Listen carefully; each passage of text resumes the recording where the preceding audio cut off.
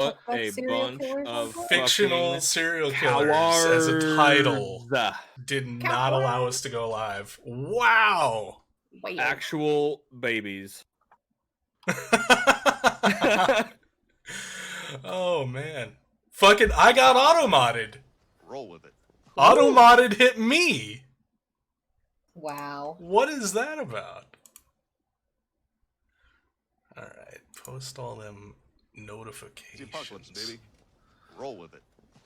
Post the go live indication in there. Pull that back up, and then yeah, that should be everything. And now we wait the customary minute or two to see if people pop in. So I'm not reading to myself. Well, not just to myself. An audience greater than 3. Well, 4, because Simon's here, but he can't hear me. But he's got dog ears, so he probably can't hear me. Simon, can you hear me? Simon, Bork, if you can hear me. He's too busy He chewing. can't hear me. So I see him back there munching along. Can't even He's hear almost me. done with it. He's got like a piece this big. What did he have? I had a dental chew for him, Oh yeah. and I was saving it for today. Specifically today. Mm-hmm. Is it because you wanted him to be seen on stream chewing on it? At least active. Oh, okay. Obviously, before we were doing this, he was like, "I'm gonna be a donut," and I'm going. I mean, 90% of his life is as a donut, I feel.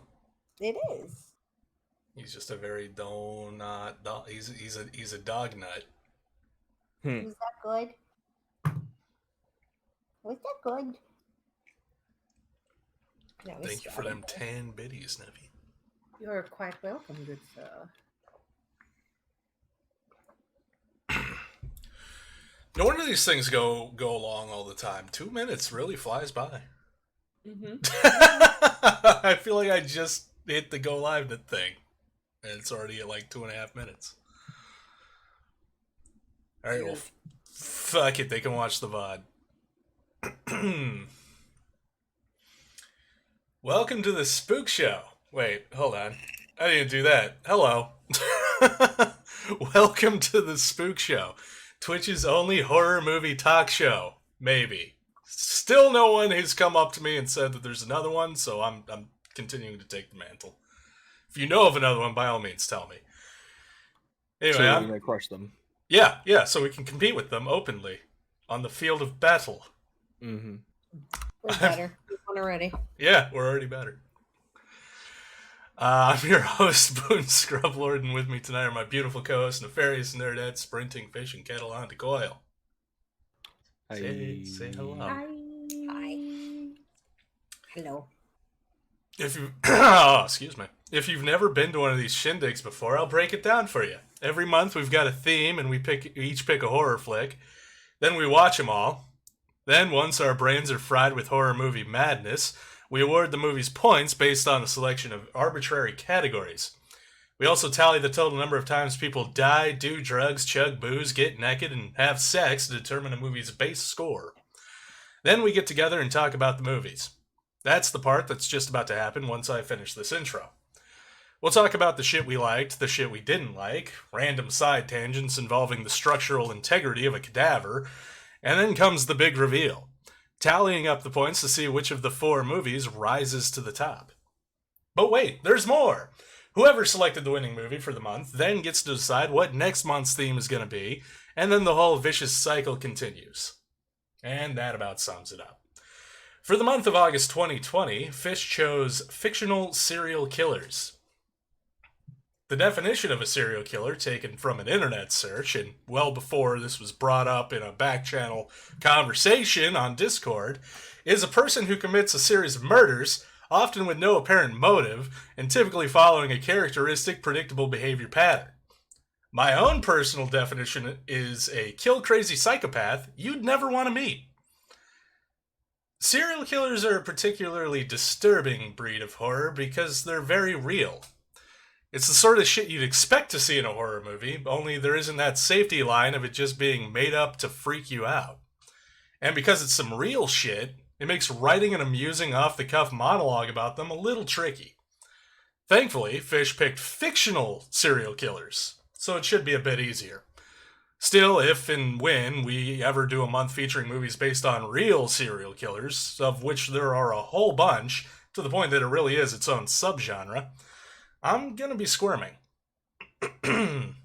So, with so much gruesome source material to draw from, why in the fuck would horror writers and directors bother to come up with their own fictionalized killers? I mean, see the previous paragraph of this monologue. You take some nonsensical story about a house being haunted from a terrorized family who's really bad with their finances and is looking to make a quick buck, you can easily translate that to the screen, slap based on a true story on the front of it, and capitalize on the possibility that anything you show could maybe be something that really happened. And if you embellish it and muddy up the facts, flat out make some shit up to make it more entertaining and spooky, you're not going to catch much flack from it. But serial killers, that shit's real.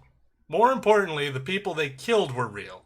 And they have families, friends, lots of people who would rightfully be pretty pissed off to see some filmmakers coming along to capitalize on their suffering. So if you're going to do a movie based on a real serial killer, you got to be on top of your shit and present it more as a horrifying documentary reenactment than an actual movie. Not so when you've made up your own killer, even if you've very clearly implanted inspiration from real events. It's like the show Dragnet used to say at the start of every episode. The names have been changed to protect the innocent. But still, why do it at all? Why make even fictional serial killer stories to remind us of the horrors of reality? Well, why make a horror story at all? As the story weaver, there's a certain thrill that comes with scaring someone. A more long-form version of creeping up behind someone and yelling boo to see them jump.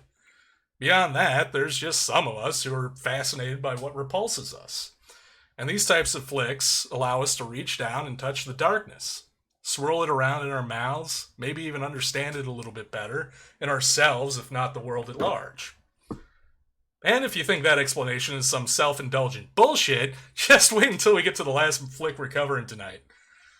So, what slices of totally made-up serial killing are we going to cover tonight? Well, from 1991, we have The Silence of the Lambs, the second film to introduce us to infamous high-class cannibal Hannibal Lecter. From 1997, we have The Ugly, the story of a troubled young man going over his life and crimes with a psychologist while spending some time in an asylum that's staffed by people who are crazier than the psycho killers they have locked up in it. From 2004, we have Saw, the tale of the ultimate escape room game gone horribly awry. And from 2018, we have Lars von Trier's The House That Jack Built, wherein one man dares to ask the question, how many people do I gotta kill to have the perfect house? And the answer winds up being quite a few. So grab your can of mace and remember Apple's strategy for self-defense. Eyes, throat, genitals. While we go ahead and dissect a few psychopaths. And we're in. Whoa. Time. How we doing? Doing good. I can feel that triple espresso kicking in. Hell yeah, brother. I'm a little jittery, but honestly, I like it. The jitters. Yeah. Takes all kind of critters to. Seeing as how I've been Farmer like tired of Vincent's shit all day, yeah, jitters. it's kind of nice. There you go. Was the image too large, Boone? What do you mean? I believe it's cut off slightly. Is it? Yeah. Hold on. It is. Oh.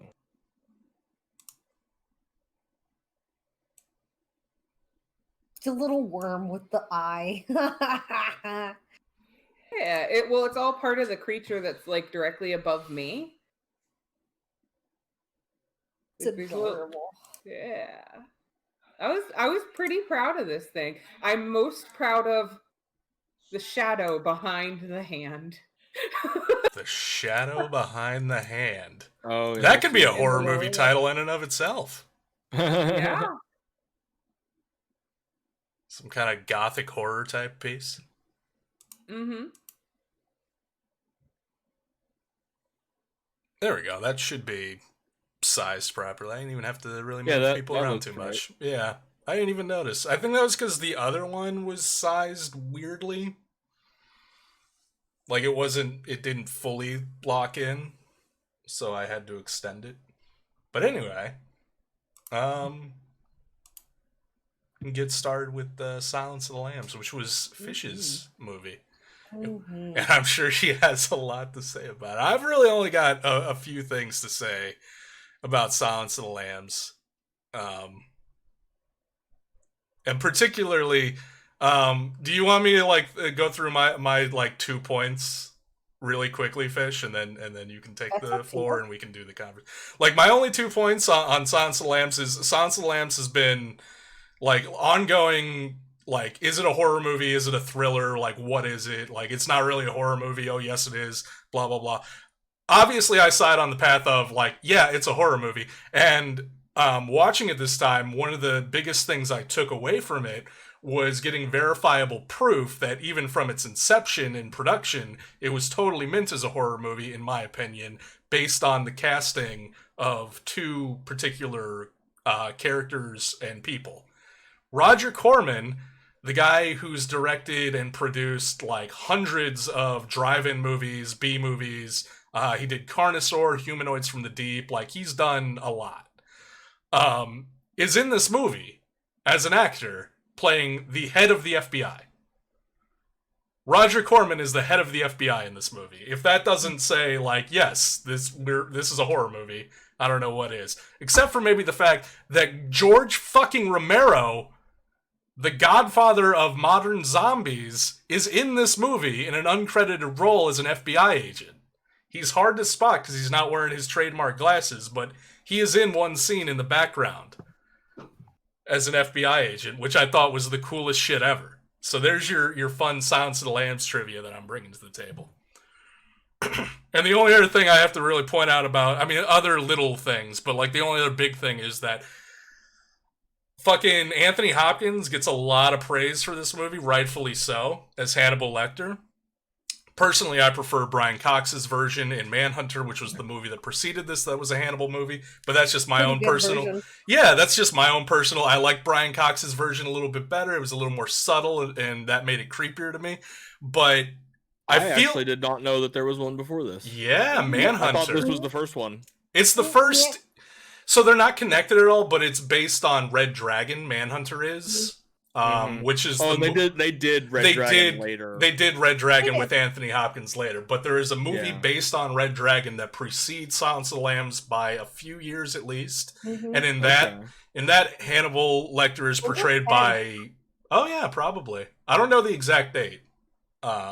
But in that one, Hannibal Lecter is portrayed by Brian Cox, and it's a very different role. Or it's a very different performance than Anthony Hopkins. And for my money, I prefer it, but that's not to say Anthony Hopkins is bad. By no means is he. But I feel like a lot of people focus on how good Anthony Hopkins is in this movie, and they leave out how good Ted Levine is as Buffalo Bill. Like, I think Buffalo Bill is like a great performance that doesn't get as much credit as I feel it should. But that's it. I can kind of see that. Yeah, he gets overshadowed, and I Now, get why I he will gets say for me, overshadowed. in the judging of it, because of like the killers, I definitely factored them both into my decisions because it's Right. like, this movie is like Has- so iconic and has two. It has two serial killers, yeah, for sure. two killers, and it's a super famous movie for a reason. Yeah. It's one of those great things. Like, film. yeah, they're top tier, both like fantastic, and that weighed heavily into my decision. It's like, well, shit, there's 2 of them, and it's awesome. So Yeah, for sure. Yep. I actually will go over that because first off, Barney, he well, you know who he is because I've told you this before. The medical attendant at the asylum. Yeah. Love of my life. Absolute love of my life. I love the actor. I love the character because he comes up later on, even in the books. Yeah, and I love how. Or are you gonna get to that point where like the same actor portrayed him in like? Yeah. Oh no, all no, the I wasn't gonna get to it, but yeah, I think he was even in Manhunter. Maybe. Am I remembering that correctly? Like playing the same character? It's so long since I've It's seen been a long time Manhunter, for me he too. was definitely in Red Dragon. He was definitely in Hannibal. Yeah. But he's the love of my life. But this one was like, this is hands down one of the most gorgeous movies I've ever seen in my life. It's morbidly artistic. It's clever. It's poignant. It's so in your face that like the first time you're watching this, you can't focus on the answers to the questions that you're asking. Like you're kind of Clarice in this. Yeah, Clarice is definitely like the audience character. Like in a lot of movies, they have a character that's supposed to represent the audience, which is usually the main character. So like they find out stuff along with the audience and everything like that. And yeah, Clarice is definitely that in this movie.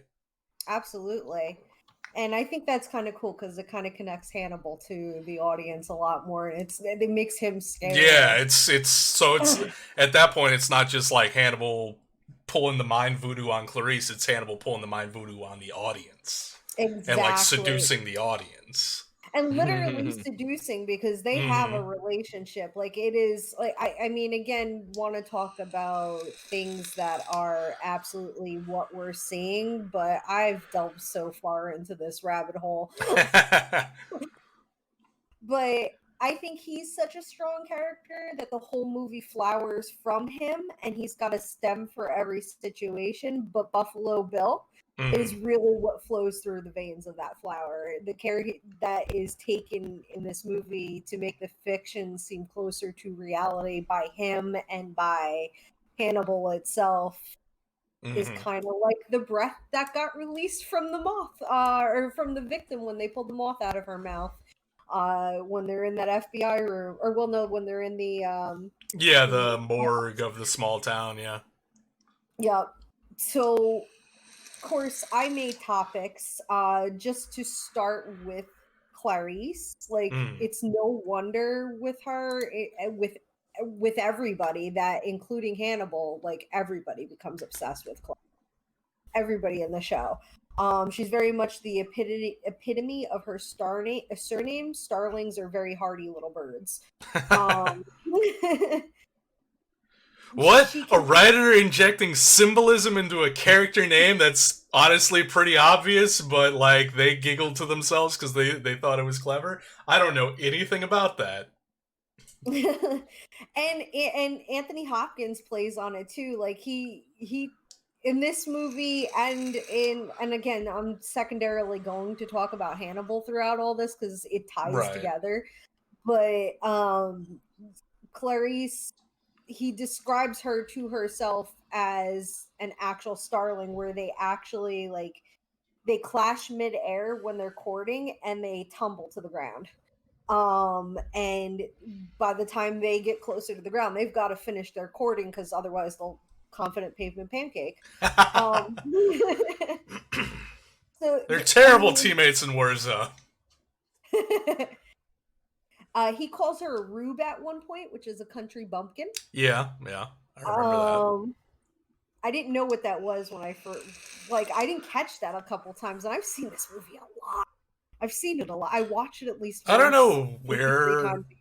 I don't know where I became aware of like the definition of rube, but like yeah, I've always looked at like usually a lot of what like I connected to is like carnivals and like carnies referring to the townsfolk that come to the carnival as rubes.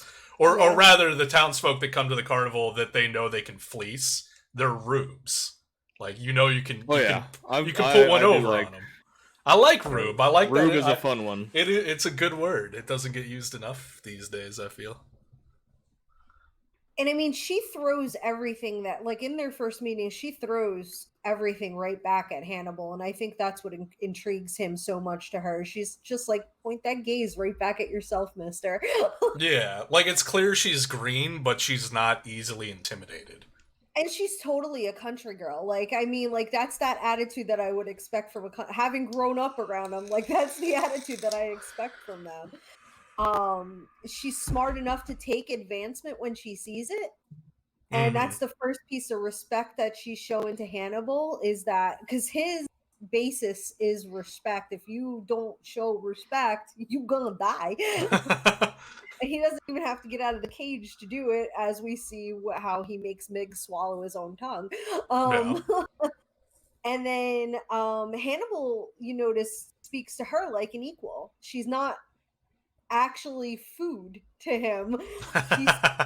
She sees she's a step below him, though, because he's a genius. I mean, she reveres him. She's got this respect for him, and that's a story for later on, because their relationship, woo, I loved how that turned out in the books. And she's also trying to stifle her trauma by a trauma of being a savior. And in doing so, also then becoming a savior. Crawford. I'll talk about Hannibal here soon.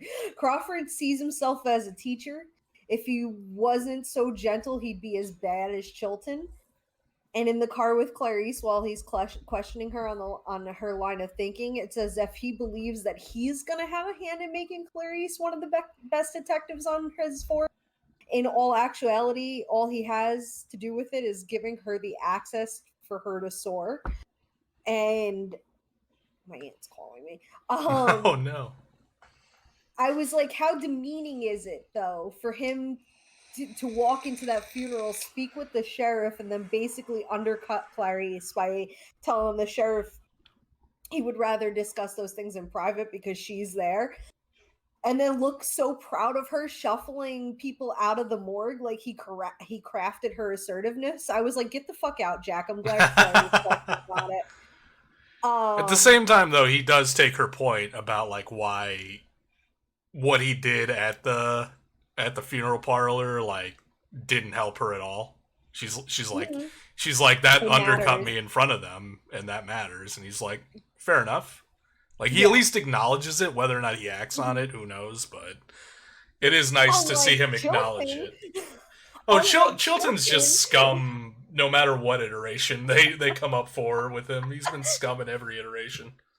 Here's how I feel about Frederick Chilton. The worst. He always pontificates on being in charge. Just shut the fuck up, Ratty. Giving all the information down to the gory details in a quick, rapid manner, only to make the pretty lady feel like she's unsure of herself. Fucking idiot. Don't touch the glass. Don't approach the glass. Don't pass him anything but soft paper. Eat my ass, Chilton.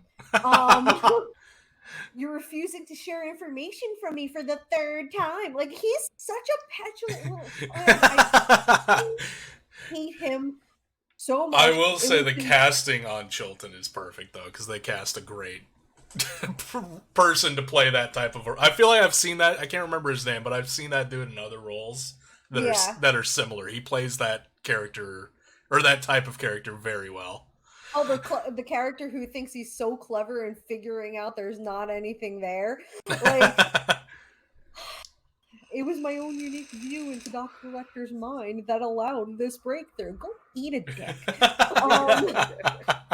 And then I get to Hannibal. Because, oh my god, first of all, Anthony Hopkins is the love of my life, too. Like, I don't care how old that man gets, he can always get it.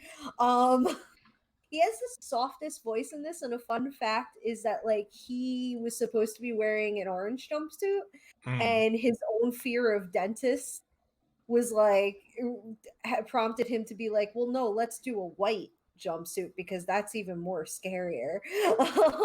And it was a subtle way at the end to make him seem more ominous, and I really, really it definitely, because there's, like, you know, there's that twofold thing where, like, a creepy old dilapidated house covered in cobwebs and shit like that's creepy, but, like, honestly, what's tends to be even creepier is, like, an immaculately clean house, which the whiteness denotes, like, cleanliness. Also, blood just shows up way better on white fabric, so it works out nicely.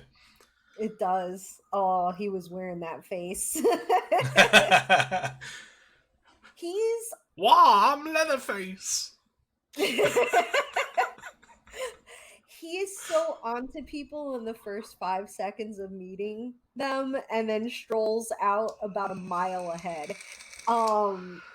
Which is why I think it's cool because or why I chose him as the fictional serial killer because honestly he basically has superpowers. He can smell really well.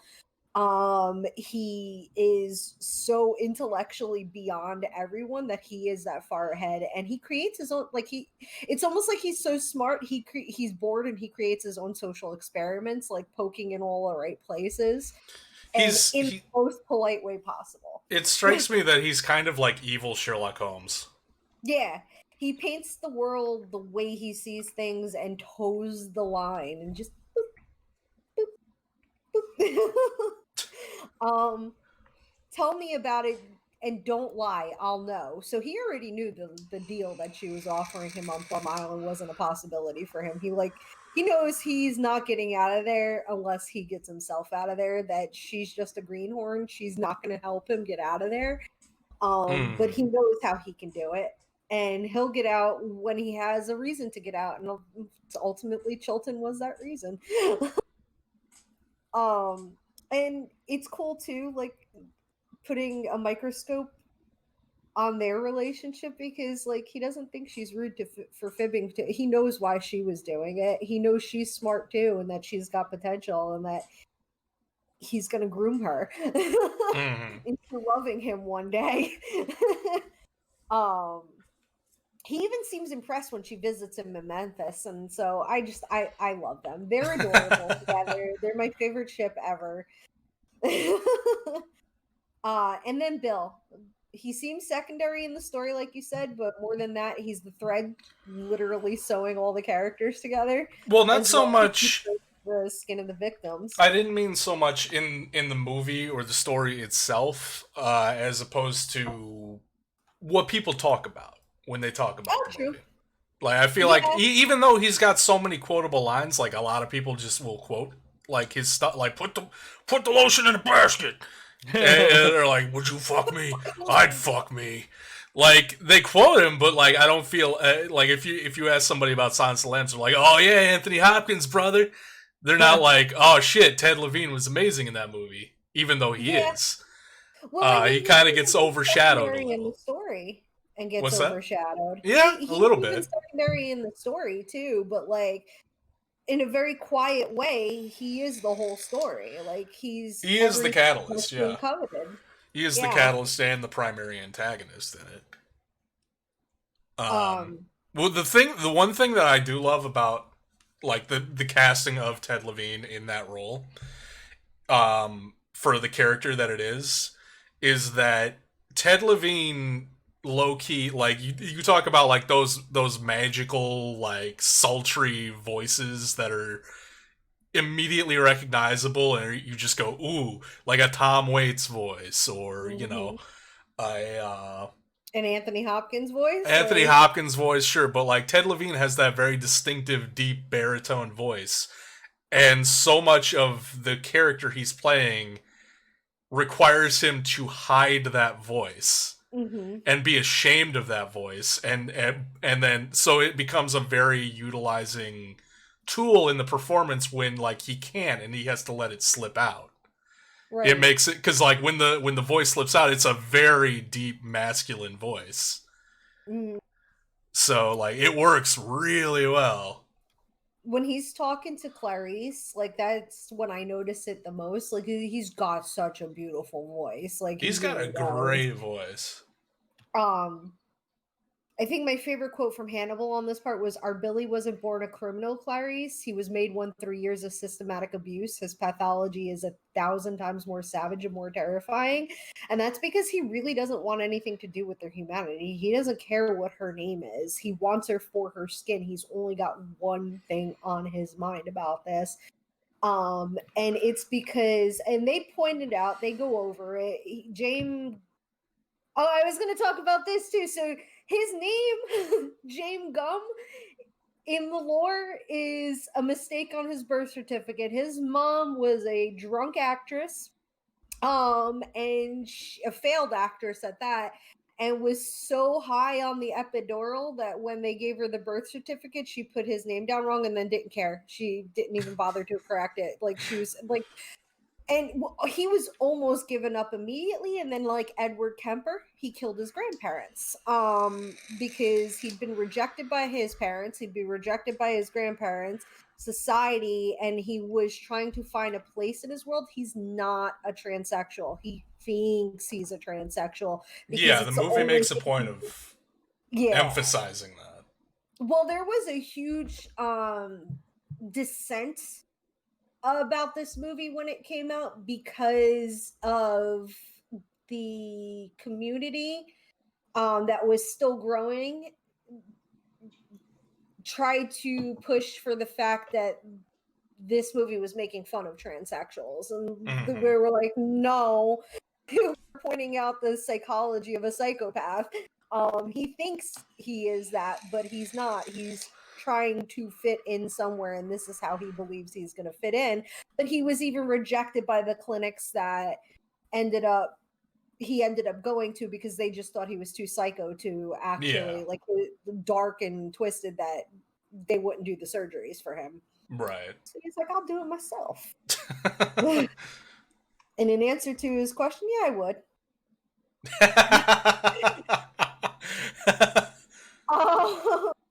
The last thing I Kettle slow head shake. It's like, nope, I would not.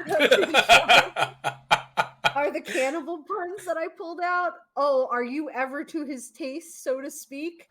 That's the sort of thing Miggs would say. Not anymore. Hey, are you about a size 14? Bon Appetit magazine that he's reading while he's on the toilet. Oh no! At the end, before he pulls the. Oh my god! And that whole fucking scene was amazing too. Like, I don't know how you guys felt about it, but it always trips me out when he's at the end and he pulls. Like, you see the pen, you know what's coming, and then when he pulls the one where he attacks the guards. Yeah. It's a great scene. There's a lot of great scenes. Like the initial interview between Clarice and Hannibal is amazing. The whole tuck dance scene is incredible. Like there's several like just 10 out of 10 scenes or 11 out of 10 scenes even throughout the movie. My favorite though is when he's speaking with the governor. And he's asking her about that, but it's not that part about the nipples. It's the part where she's walking around. Oh, governor. Love the suit. Love the suit. Yeah, is he talking about like the actual suit or skin suit? Who knows? It's Hannibal. He was complimenting her suit because he's a polite Hannibal. He's a gentleman. And I mean, like, honestly, like, if you have any questions or anybody has any questions about the lore of this man, like, I will go deep, like, honestly, but I'll leave it up to you guys to actually ask me before I end up going into it, because he's literally one of my favorite characters in fictional history. Ta-da! I mean, I got a couple other things, but like at the same time, I feel like throw it up to Kettle or Neff if you guys have stuff you'd like to chime in with. I don't analyze movies on near the same level that any of you guys do. But general thoughts, opinions. Oh yeah, I mean it's like I was saying, it's just one of those like classic iconic movies. Just like it was nice to rewatch because it was one of those I hadn't seen it in a really long time. Where I remember a lot of the high plot points, but not as much of the like minutia of it. So so that was really fun, and I mean, it's just one of those classic movies like forever and ever. And Fish has covered a lot of things that I would probably also say, and then some. So it's. There's a reason it got. Let me look at my spreadsheet here from me. Yeah, you gave a lot to Silence. Favorite story, favorite poster, because that poster is also fucking iconic. That like it is. It's also as my it wasn't movie. I could see that because there's a lot of like it's familiar, and then it's also a lot of it is very quiet, very somber, and whatnot. You could just put it on and chillax too, and also most entertaining. The music. It got a lot of votes from me. Yeah. The music in this is just like I'll kill for classical music. I love it. Yeah. Surprisingly, it got none of the categories from me, which is not to say wow. that I don't love the movie. No, But yeah, that is surprising. It slipped through and like did not get any categories from me. Mm-hmm. I'm still on the blanket since Simon left. Yeah, fuck him. What about you, Nev? Like he's got to come sit with you. So that's Yeah. win-win. There you go. It's a fantastic film. I will never dispute that. I will never say it never deserved any of the film or any of the awards that it received, nor that the acting was not beautiful. I am just so over the movie at this point because it's been overanalyzed, it's been over talked about, and like it definitely deserves the props that it has gotten, but I personally could go the rest of my life and never watch it again and be perfectly okay. But yeah, I mean that's not me sitting there and being like, oh, it's a POS movie. No, it's a beautiful movie. It's like watching Manchurian Candidate or Full Metal Jacket. Amazing fucking film. I don't need to watch them again. I mean, that's how I feel about Rocky Horror Picture Show. Only, arguably, a Rocky Horror Picture Show didn't win any Oscars, deservedly so. And isn't a particularly great film. Yeah, but I've seen it twice. Silence of the Lambs. Mm-mm. Yeah, but I've seen it twice. Once on its own, once with audience participation. I'm like, okay, I'm good. Like, yeah.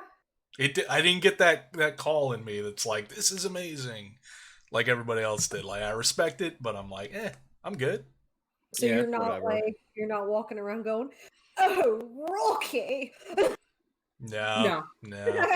I can attest. I've never heard him do that. Yeah.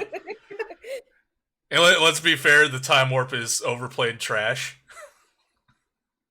Yeah, there are it's got a bit of a bop to it, but it's overplayed trash. Yeah. Well, there's better songs, even if you just go off of the sound list by itself. Yeah. There's better songs, but we digress. Yeah, that's a tangent. That's a side tangent. Yeah. But I don't mind watching it. I don't know. Like, I've seen more interesting films to myself personally that I would rather rewatch as opposed to like Once Upon a Time in Hollywood. Listen. Oh, you want back up. Few films can compete with Once Upon a Time in Hollywood. Yeah.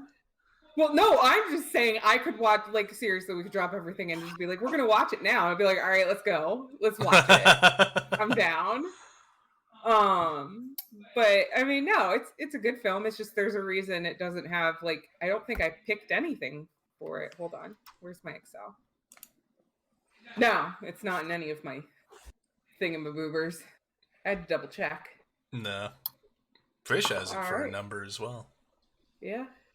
I mean, so you got it for favorite kill. I gotta ask, it's Hannibal taking out the guards? For me? Yeah, you've got Silence listed for favorite kill. Is it the guards? That's the only one kill that's like really explicit. Yeah, that's the only honestly. Kill, yeah. It's the guards, and maybe also just a tiny bit, even though we don't see it. I'm meeting an old friend for dinner. Oh, the implication of the kill? Yeah, he's gonna kill Chilton, and like fair that's enough. So fucking satisfying. Like, eat those sweet go for it. Yeah. Yeah, I feel like I'm not fully like on the Neff side of the spectrum, but like I'm probably closer there than I am the Fish side of the spectrum, where it's just like, I'm gonna watch this movie 3 times a year, or I'm not satisfied. I'm like, it's really good. I like it, but at the same time, like, I've seen it a few times.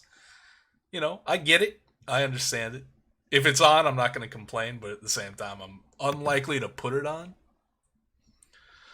I do remember, like, one of the things that really fucked with my head in this movie, and still kind of does, is all the shots where it's a close up on a character and they're staring directly into the camera. Oh yeah, Like that's that purposeful. oh sure, yeah, for sure it's purposeful. It probably goes into like what you were talking about, like with coveting. Mhm. It probably absolutely. ties into that. But I remember noticing it the first time I watched it. I'm like, why are they doing that? It's freaking me out, man. Like, that's the scariest shit in this fucking movie, man. Anthony Hopkins would purposefully not blink, but he wouldn't blink unless he was doing it on purpose, so that it was a conscious, more creepy delivery. Right. Makes sense.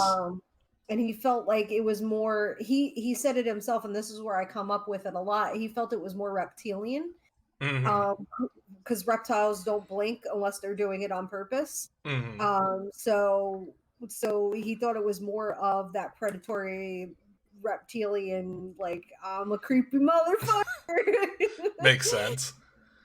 I really like the scene when Clarice is breaking into the storage locker, and as she's about to slide in under the door, she gives the guy a card in case the door comes down and she gets trapped. Where, like, because it's just this subtle little funny moment, but it's like, we're just like, oh yeah, if this shit goes bad, yeah, she's aware of the fact that, like, she's doing something. Like, it's the sort of thing that in a traditional horror movie, like, a character would just do that, and inevitably the door would come down, and like it'd be a whole thing. Like, she's aware of how dumb she's being, and she's thinking ahead to be like, okay, I'm doing something dumb, I'm gonna do it, but worst case scenario, I want a safety line. So it's like, so she hands him the card, like, yeah. Like, I like that little laugh. She goes like, the door comes down, or whatever. I'm like, that's glorious. I love that little moment. It is perfect. I also like how the movie's littered with Clarice getting hit with, like, unwanted male advances from pretty much everyone. And she's really good at, like, ignoring the shit or rebuffing it pretty sternly. The one dude that I feel like has a shot is the weird bug guy with the funny eye. Oh yeah. Like, her response to him, like, it's not the light is green, come on in, but it's like kind of a cautionary yellow where she's thinking about it. She's like, I think I might want that hamburger. At least that's how I took it. Like, she's flirting back a little bit. And I think that's adorable. Yeah, I think she was definitely like, yeah, you're on a different plane of intelligence. She's like, okay, you're just another guy hitting on me, but you know what? You're a weird bug guy, and that's kind of jiving with me. Maybe I'll get a cheeseburger with you. I love how she was like, are you flirting with me? And he's like, yes. Yeah, he's like, oh yeah, totally. And she's like, okay. I'm not into it. Well, fair enough, yeah. But honestly, the one guy who really has the shot is the one who turned around and went, which is totally, that was impromptu. That was Anthony Hopkins just being Anthony Hopkins. Well, it was improv. It wasn't even so much improv. He did it at the end of a take, just being goofy, and he was certain they wouldn't use it. Yeah. He was just fucking around, and then the filmmakers were like, yeah, we're using it. It's good. He's like, what the fuck? I was just fucking around. You can't use that. Are you insane? And then it's like the most memorable scene in the entire fucking movie. And then the only last thing that I have is, based on how fast Clarice snapped on Bill, she'd be real good at Warzone. Like, as soon as he cocks that gun, she whips around and, like, just takes his ass out. Like, she snaps on him. I'm like, damn. 6 times. Like, can she be on my squad? Like, let's go. Even though previously we said that Starlings would make terrible Warzone party members because they're fucking right up until the pavement. But yeah, she's definitely one of my favorite female characters too. Like, she's very good. She's very good. But yeah, I think that might. Anybody else got anything to say on Silence? Categories to talk about or anything like that? I went over The mine. moths were cool. The what? Yeah. The moths were cool, and also The moth was cool. Yeah. if you want to know, in Hannibal, the book, they get together. Oh yeah. It happens. Yeah, She that was surrenders and. Hannibal. I imagine we might cover Hannibal at some point, and we can get deeper into it, but the one thing I will say on a little side tangent on Hannibal is it pisses me off that Jodie Foster refused to reprise her role as Clarice because she didn't like the ending in Hannibal and didn't want to do it, and they were like, all right, well fine, fuck you, we'll just recast, and got Julianne Moore, who's great in the role, but then they changed the ending. Yep. Like, they literally recast Jodie Foster because she didn't want to do the ending, and then changed the ending. I'm like, one or the other guy. If you're going to change the ending, get Jodie Foster back. If you're not going to change the ending, don't change the ending and recast. Like, that pisses me off. Yeah. But, yeah, we can go deeper into that if we ever do Hannibal. But hey, The Ugly, which was my selection. Yeah. So it might be the first New Zealand horror movie I've ever seen. Really? Oh, You've not seen Did we watch something else? Have you not seen any of Peter Jackson's earlier movies? Dead Alive, Bad Taste, No. The Frighteners? Nope. Wow, you haven't seen The Frighteners? It's very good. No. It's got Michael J. Fox. The Babadook? The Babadook. No, I did see Babadook. Okay, yeah, Babadook was I forgot about that. Yeah. Was Okay. the Prophecy in New Zealand? I don't see them very often then. Prophecy with Christopher Walken? And Viggo Mortensen. Yeah, no, that was American produced, I'm pretty sure. Got you, because Jackson directed it. No, he didn't.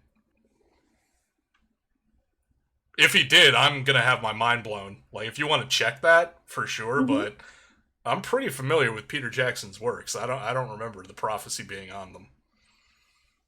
No, Gregory Wyden. I feel like either ended up casting Viggo as Aragorn because of that movie. That's possible. That's totally possible. But yeah, he definitely didn't direct it. But anyway, The Ugly, which was not made by Peter Jackson or had Peter Jackson involved at all, as far as I know. But yeah, it's from New Zealand. I remember it was one I had seen before, but it's been a very long time. I remember the reason why I even know this movie exists and why I own a copy of it goes back to the days when I was first like getting heavier into like horror stuff. And I was on like a horror movie message board. And there was somebody else on there who was selling a DVD of it. And I was like, I didn't know any fuck all about the movie, but I'm just like ingesting new horror as quickly as I can get. I'm like, yeah, sure. Like, yeah, fuck, I'll buy it for like $10 or whatever. So I did, and they actually like sent it, which is kind of a miracle because I didn't know who the fuck this person was. They're just like, I'm selling a DVD, $10. And I'm like, I'll take it. Here's my money. But yeah, they actually sent it and I watched it. I'm like, yo, that's really cool. And then it kind of just sat on my shelf for like the past 15 years.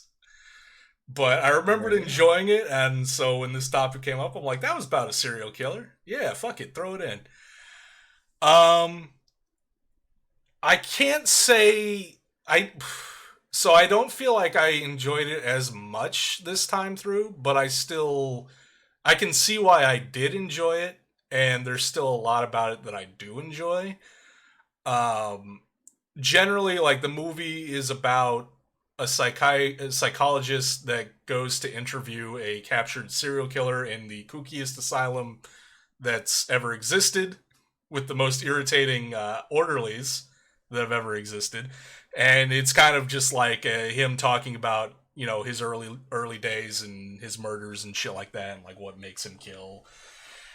But it's done in that very late 90s, early 2000s style. So there's a lot of flashy cuts and a lot of stylization to it.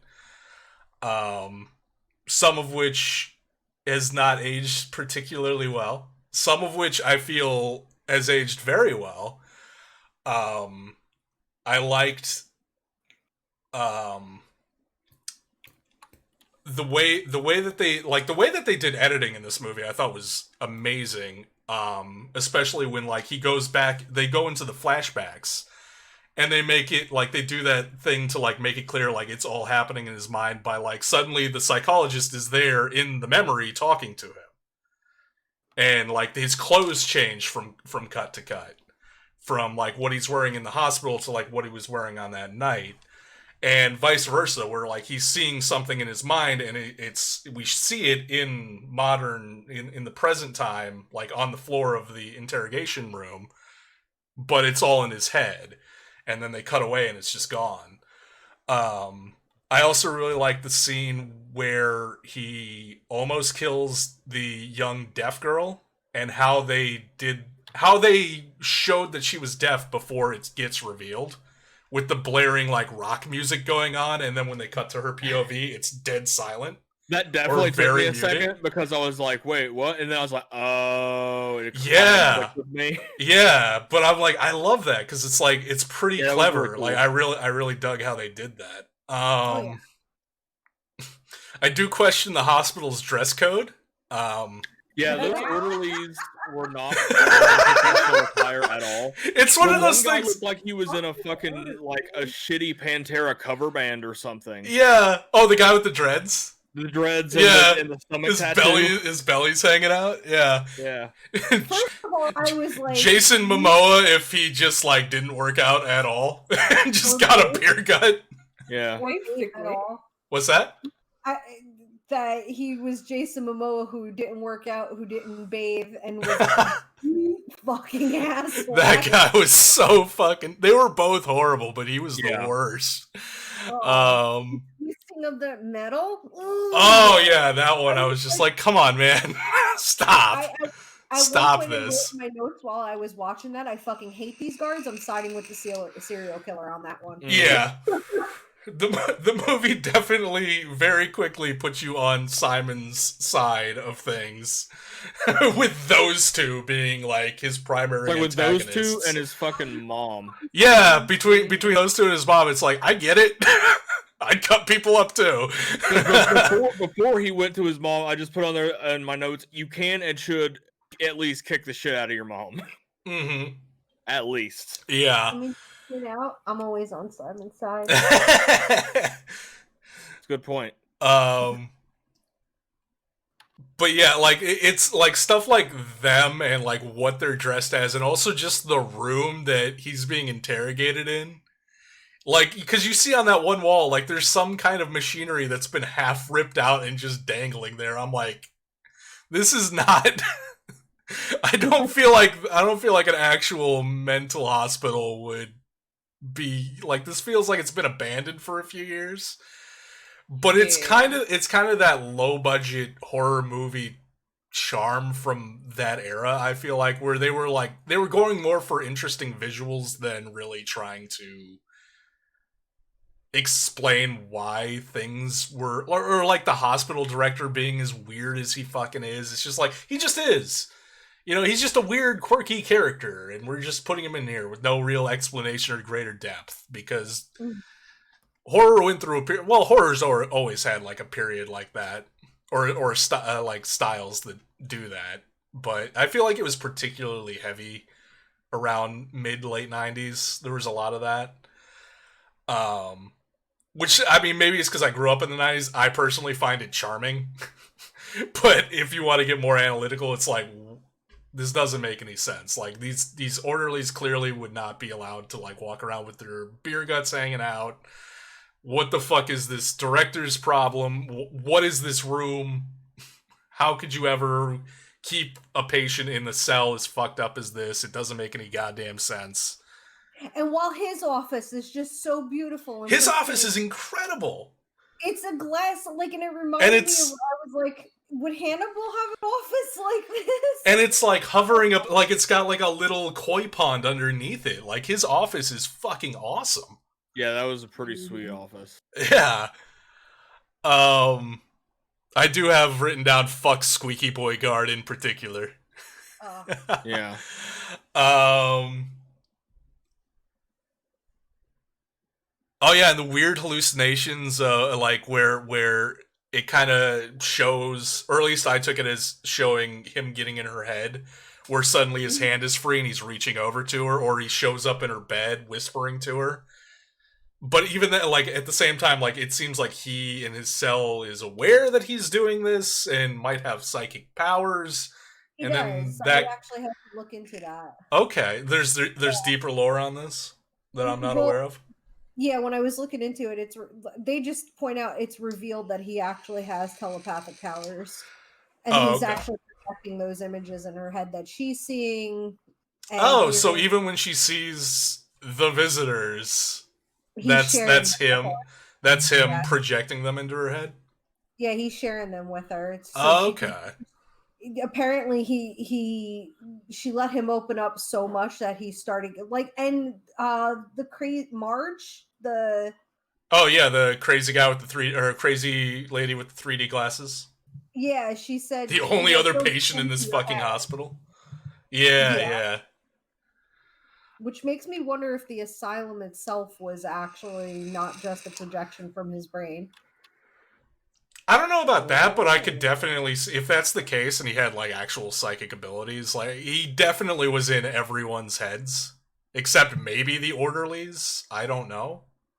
Or maybe well, he was definitely in the doctor's head, like how he reacts to him when he's escaping and like is just like there he goes. Guess I better call the police at some point. Whatever. Marge, like I was like, ew. Or maybe he was in the orderlies' heads, and that's why they were particularly nasty to him. Yeah, and trying so exceptionally hard to like keep him beaten down and secured, because he was fucking with them psychically. But yeah, no, mom's a total bitch. Mm-hmm. Like that was a great performance by her. Like that one shot where he's coming back from giving the girl her broken glasses back, and it's just that shot of the front of the house with her standing in the doorway and that red light backlighting her. Like that is creepy as fuck. That is just horrifying. Yeah. I feel like ugly was like a symbolic gesture of genetic passing because she was such a fucking bitch. Oh yeah.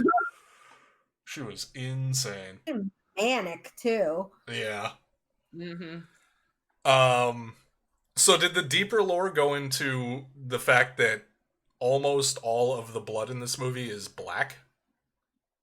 Yes, that is something I noticed, and like when I looked a little bit deeper into, the theory seemed to be that it's so Simon didn't really see his victims as human. Okay, I can see that. Yeah. It also seemed like a dissociative thing. It also seemed like the black blood was also a little bit representative, because pretty much every time we see it, it's either from his memories or a hallucination or fantasy in his mind. Because it's really subtle, but like at the end when the psychologist gets her throat cut and it does that cool shot of like the cut appearing and the blood spreading out. That blood, it's really dark, but that blood is red. Yeah, that one I did notice. Yeah, at the end it does turn red. I think that maybe to signify that like, oh no, this is legitimate. This isn't something in the playground of his mind. Like this, he did this. Yeah. In the here and now.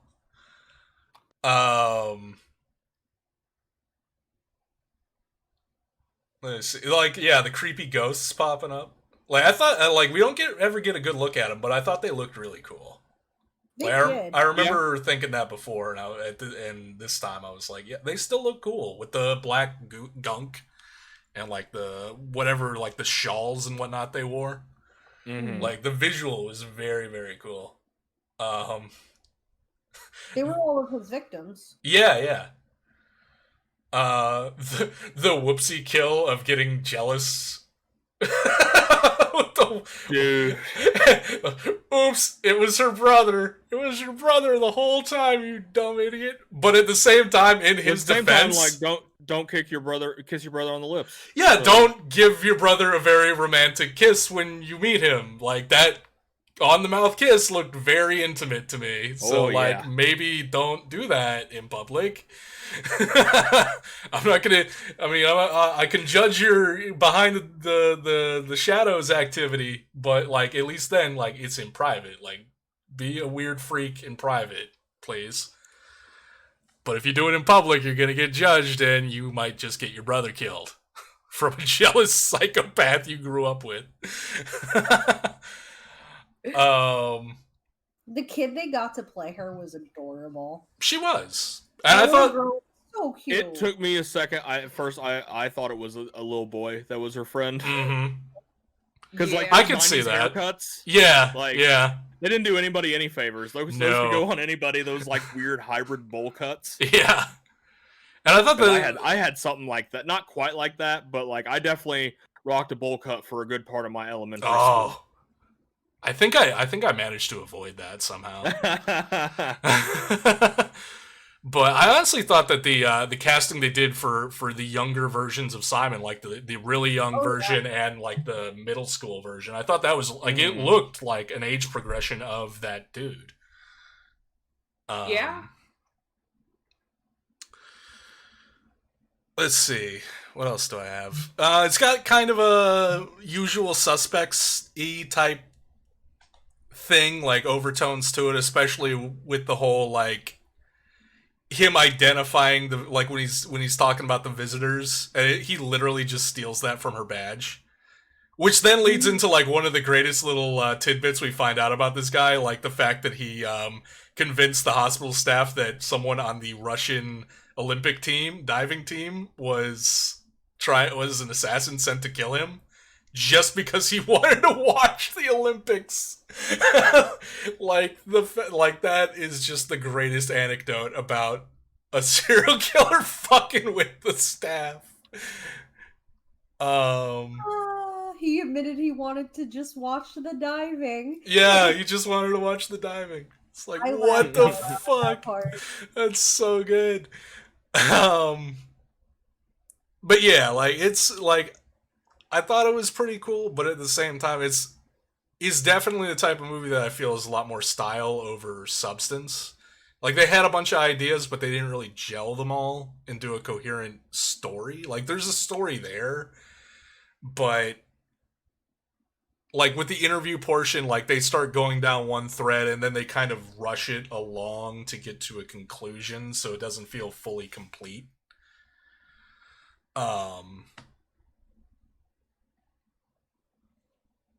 But yeah, but at the same time, like, who knows if they were going for that?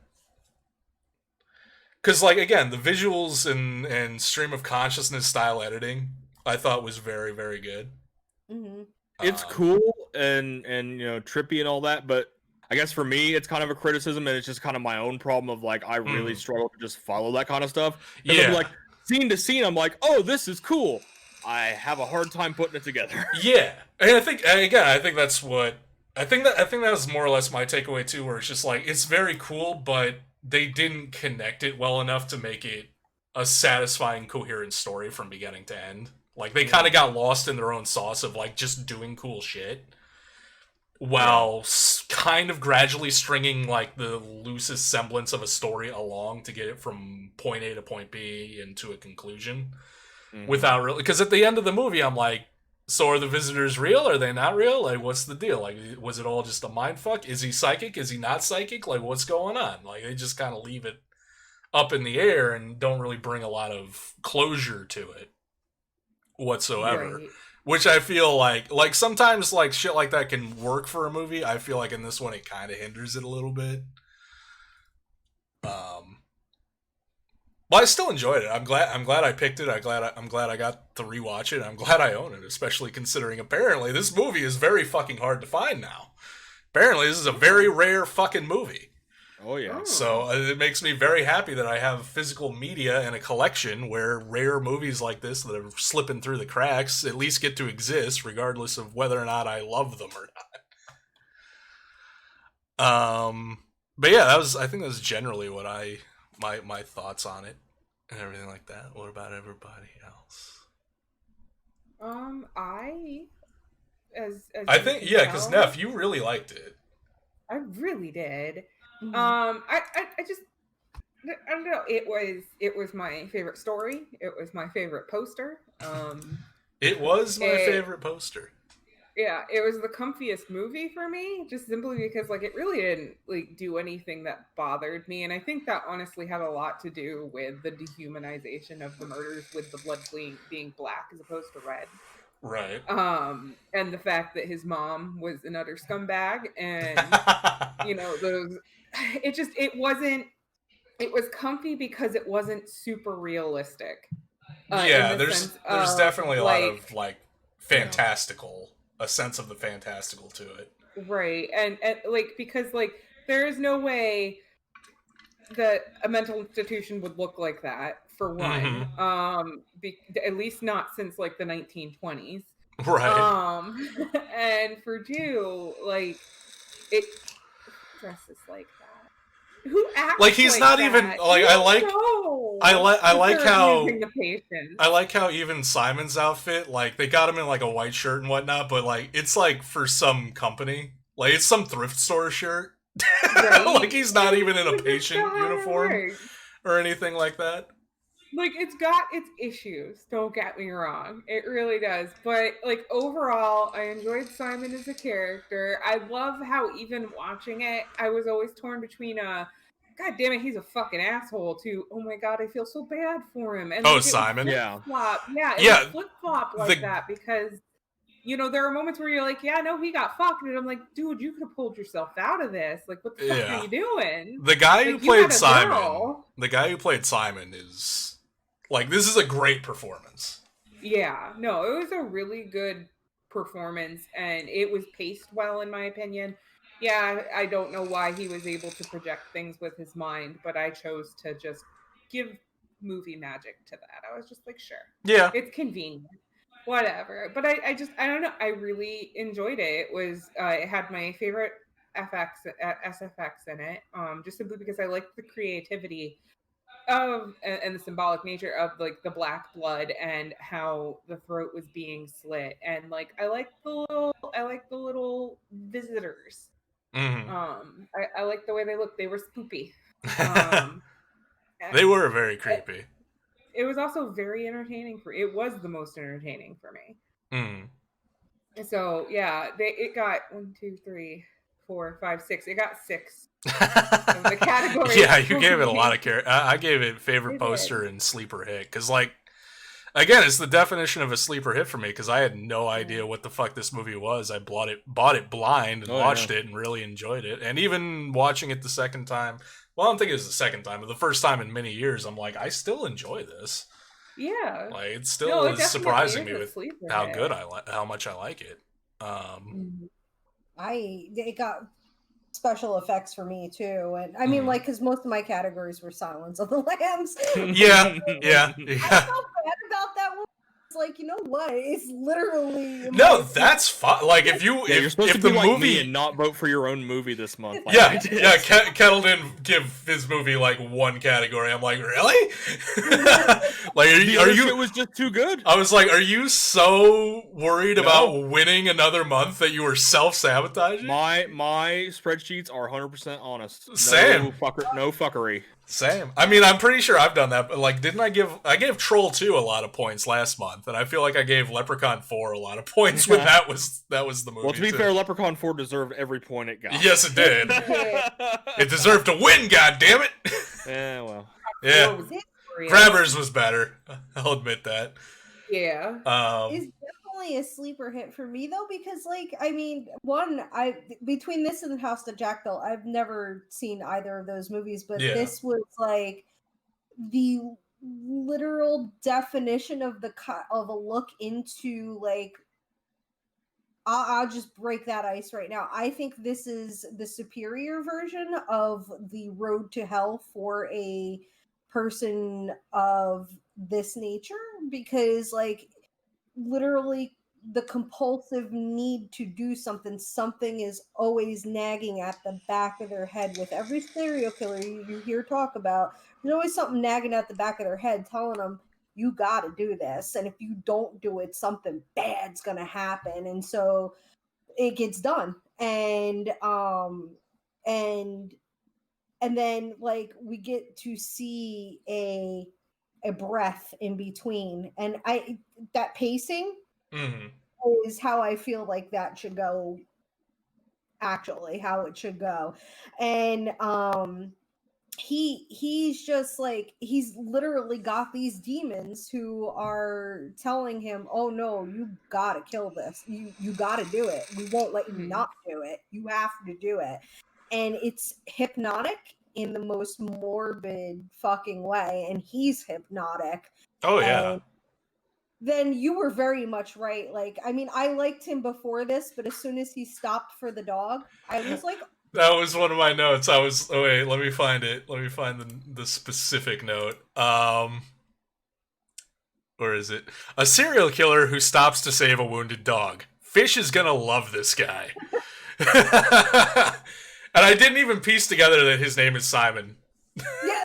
Like that didn't. I didn't notice that either. That didn't factor into it. But I'm just like, he stopped to he was dumping a body and he stopped to rescue a wounded dog and take it to the vet. Like, yeah, Fish is gonna love this fucking guy. My childhood girlfriend was a freaking vet tech. I was so in love with the whole synopsis of this movie. Don't get me wrong, serial killers are fucking terrible. Oh yeah. Like, don't murder people. But yeah, just like don't. But you know, I mean, like, if I'm gonna fall in love with a fictional serial killer, it's got to be for the right reasons, right? I mean, let's go. You're an animal lover. I love you. At least you saved the dog. Yeah, or tried to. Tried to. Speaking of her working at the vet clinic, I did love their generic name tags of just vet and nurse. I noticed that. So you can't have like a name like Nurse Julie. No, just nurse. Like, okay. I noticed that when I was watching it, because I watched it on my own, and then I was hanging out with Fish, and she needed to catch up on movies, so she was like, "What should I watch?" I was like, "Well, I've already seen The Ugly, so I'd prefer that." So I sat through The Ugly again. I noticed it during that watch through, like the name tag that just said nurse. Yeah, and also when Julie comes back, because she forgot her wallet, I had a note written down that she fucking Tokyo drifted in like it was the biggest fucking deal. It's like, you're just going to work, they know who you are. Like, you forgot your wallet, like it's not really that big of a deal, really. No, she needed that wallet. Yeah, I guess. Like, oh shit, like I can't buy lunch. I mean, I guess, but like. Get the doctor to buy it for you, damn. Yeah, and even then, Julie strikes me as one who would bring her lunch. So. Yeah, probably. Little bag lunch. Yeah. She needed that wallet, though. It was very important. Yeah. So. Oh, poor Alex. That was her brother, by the way. Oh, her brother. Oh. Yeah, that's right. Her brother's name was Alex. That reveal, I was just like, oh, fuck. I knew it was going to happen too, because I was watching her kiss him, and I was like, he's going to kill this guy. Oh, yeah, for sure. Be a family member.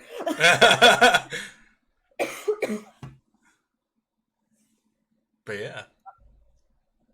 Oh, I also said Marlo was the Chilton of this movie.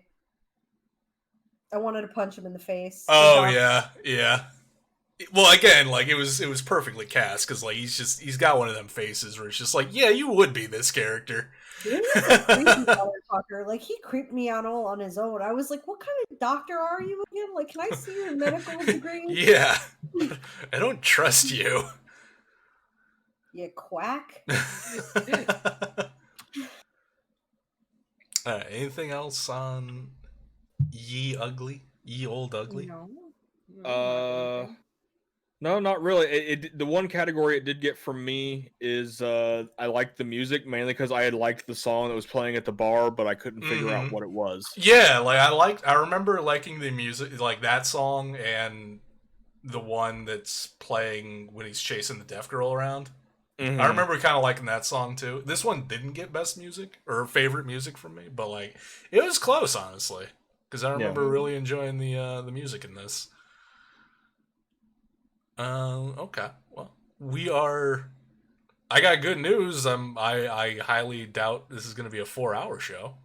I love our pacing tonight. It's Our fucking great. pacing is going quite well, but we have reached we might be able to do some Warzone after this. possibly. But we have officially hit the halfway mark in terms of the movies we're covering. Yes. So Really? would we like to take a bathroom stretch break? Yeah, take a little break. Yeah. I want to get some coffee. All right. Alrighty. So hang out, everyone. Hang out, everyone. We'll be back in a few to cover Saw and the House That Jack Built, and then reveal what this month's winner is gonna be. Thank you all for being here.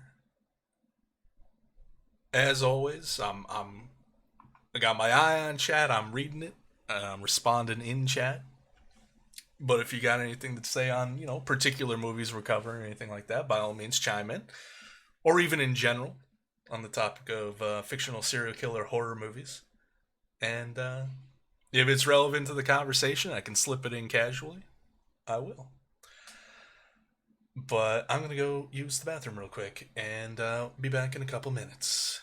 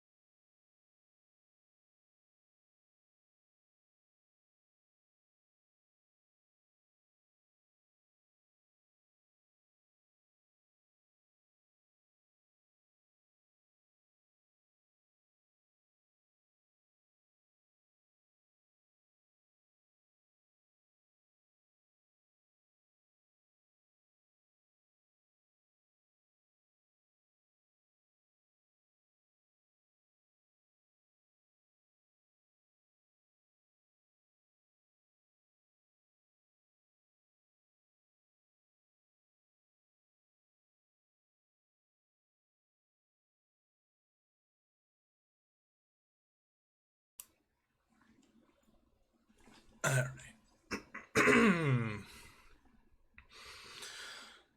Well, I am back. Still waiting on the co-hosts. Patrick, good to see you.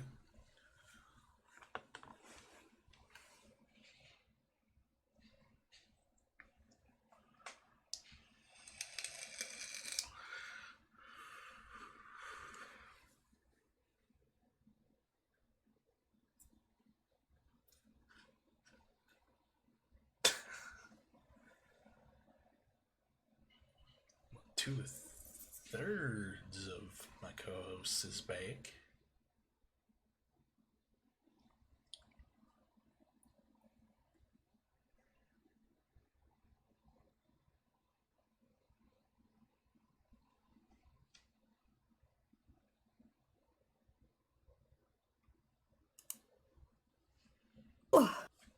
Ugh. Ah. Startled me.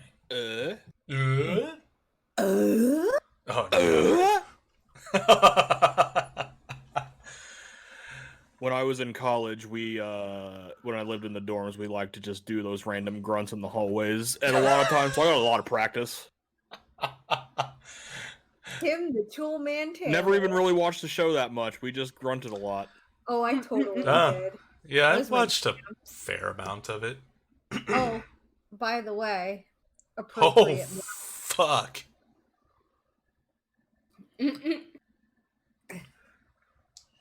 Usually it has the top two, but I didn't put enough water in. Limited edition. Yeah, I think, only 2 of them exist? You got one, right? Yeah. Yeah, I have one. This, and I was so mad that they just sent me just a plain black mug. That's and I right. was about to throw it out, but Kettle's saved me. Like, I don't even have one of those. That's how rare they are. Oh shit. No. I got, I'll sell you one for a good price. I also have a pickle mug, but I want to eat a pickle tonight, so can't do it. Oh, wait. Oh, that's right. You got the... Get that pickle trash out of your mug? I got the mug, I got the t-shirt for me, I got the t-shirt for Neff. That's right. I would never. Such awful things on my coffee or body. Well, I'm not allowed to eat pickles when I'm either drinking out of that mug or wearing that shirt. it's true. Luckily, It's true. It was in the fine print of when you bought it. Yeah. Well, how we doing? Nice. Good. Good. Mhm. I haven't been following the Red Wings this year, and I'm sad about it. I haven't been following the Yankees either, and that's terrible of me. But Don't be. Sports suck right now. Don't. I was gonna say, don't beat yourself up about it. I haven't followed any of them for many years. Like pretty much 35 years. I've not followed any of them. NFL's gonna fucking suck this year. for having a Yankee tattoo, I do Okay, well myself- maybe you should a little more then. I don't have any teams on my I don't have any tattoos at all to begin with. that was But my first tattoo. Was my yeah, Yankee. fun kettle fact. Pure canvas. Oh shit! Just Mainly look- because it was basically I wanted one when I was younger and didn't have the money, and now that I have the money, it's not really as high on my priority list. I'm like, eh.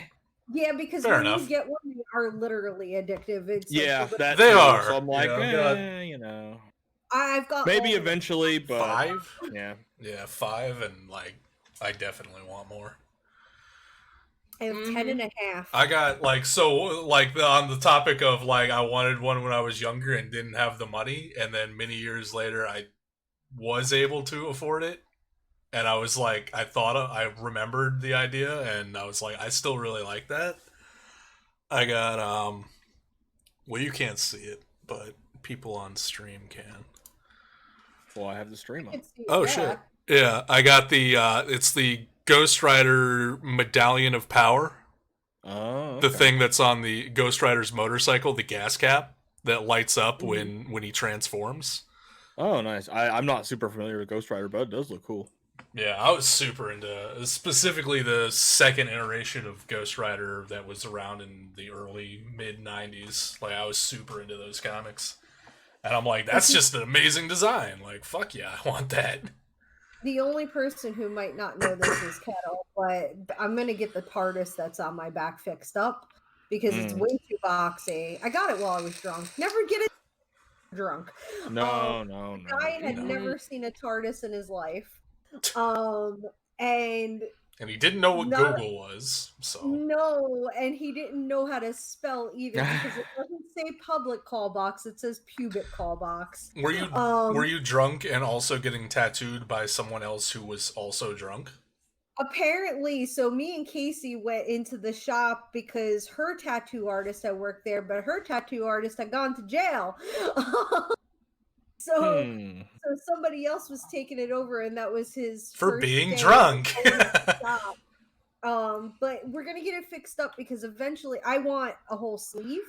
So like there's gonna be an octopus that starts maybe mid back for me with its head, and then its tentacles are gonna come down this arm, and this arm's gonna be all kinds of an octopus's garden basically, and I'm gonna have all my stuff incorporated into it because this is also a Doctor Who tattoo. Right on. Yeah. So anyways, movies. Saw, which was Kettle's choice for this month. Yeah, because I liked the movie, and also I didn't know of any other like serial killer things. I was like, okay, yeah, sure, let's do Saw again. Or I guess I watched it in October for the thing that we did. Oh right, yeah. But yeah, that's I would say it's one of the like classics of the 2000s. It was at least a little bit new and fresh at the time, and then of course they fucking ran it into the ground. But you know, it's definitely like and honestly, like Saw is up there with kind of Final Destination in the sense that it's a more modern horror franchise that managed to amass the same level of popularity and financial profitability as from the 80s where you had like Friday the 13th, Nightmare on Elm Street, Halloween, where they just kept cranking them out. Yeah. And honestly, it helps that I think with only one exception, I've enjoyed on some level all of the Saw movies. But it was honestly really cool living in that time where it's just like every October, new Saw movie. Dude, clockwork. Absolutely. Like every year, we're getting a new installment. Yeah, I don't think I saw every single one, but yeah, it was a great time. And yeah, as like a teenager who was kind of like becoming that age, it's like, oh man, we can go see the R-rated movies like without parents and shit. Yeah, it was definitely always something to look forward to. And I remember, I don't think I saw the first one in the theater because the first one was kind of like the hit of just like, oh shit, that's awesome. I saw the second one in the theater with some friends, and just that's one of my memories of just like being like, it was a lot of fun, but also we were all just like, oh no, what is happening? And that's kind of what the entire franchise became of like, this is fun, but oh god, why? And just increasing levels of that with each one. I did see this one in theaters. I remember hearing a little bit of buzz around it, so it made me aware that it existed. Buzz Saw. Yeah. I swear, I don't plan these; they just happen. But I remember I had heard a little bit about it, and it was at a magical point in my life where I had just recently like gotten a car that worked. I previously had a car that never worked. That's a different story. I got the same car for my birthday 2 years in a row. At neither point did it work. Nice. But after that, I wound up getting a car that did work, and I started getting more independent, driving around, doing stuff on my own. And one of the things that I would go visit my grandparents, and they lived not too terribly far from where I lived, but it was like I would have to go over a bridge to get there, a kind of notorious busy bridge that has a lot of accidents and a lot of breakdowns on it. So the bridge made me fucking nervous, especially with other cars on it. So I'd go over there and visit them, and I'd take the long way because there's a way to get there by not driving across a bridge, but it's much longer. So I'd take the long way getting there. And then in order to like not take the long way back, after I finished visiting them, I would hit up the movie theater that was like right on the off ramp to get on the highway to go across the bridge. Like I'd be like, all right, well, if I, kill another hour and a half, 2 hours traffic on the bridge is going to be non-existent. So fuck it, let me just do that. Okay. So I would hit up movies and go see them by myself. And Saw was one of those movies. One night I was headed back. I was like, I heard this was pretty good. It's been getting some accolades and whatnot. Let me check it out and see what it's all about. So I saw the first Saw movie in theaters, and the only other one that I saw in theaters was at the time the final Saw movie, the Saw 3D one, which was another experience where I was just like out and about on my own driving around. I'm like, fuck it, let me just go see a movie. So yeah, I saw before like the Jigsaw thing and the Chris Rock one, which I don't think is out yet, but it looks pretty fucking interesting. Like before that revival, I got to see the first one and the last one and kind of bookend it, which was a lot of fun. But yeah, it was cool seeing this in the theater, like at the start of it, because you didn't know what to expect from it, really, and you didn't know how it was going to be like why it was getting the hype it was. Mm-hmm. And I remember the first time that I saw it, it gets up to that moment where they reveal that Zepp's behind it all. It was Zepp. The orderly we saw in one scene. That guy who was really weird and creepy in that one scene where it was like, hey, I bet it's totally that guy. Yeah, it is that guy. And now that we see him, he's completely inept and like not threatening or scary at all. And I remember being like so let down. Uh-huh. And then they pull the Saw twist on us, which is something else they've tried to maintain through the franchise to varied success. Sometimes they're really good, sometimes not so much. But like this one was like, oh fuck. Like it's kind of, to me, it's the inverse of The Ring, where like it's a great twist, but the movie cripples itself to get there. The movie sets up this twist all the way through, and then they pull it on you, and you don't see it coming, and then they show you all the ways that they just mind fucked you through the entire movie, and you're like, oh fuck. It totally works. It's so good. But yeah, I'm kind of... It's Kettle's movie. I took the reins. No, I didn't mean to take over. You got good things to say about it. I'm never super elaborate because I mean it's just one of those like, this is one of my like, you could call it like an all I don't know if I'd say an all-time favorite, but it's certainly an old favorite, and it still holds up pretty well. But I'd agree with that.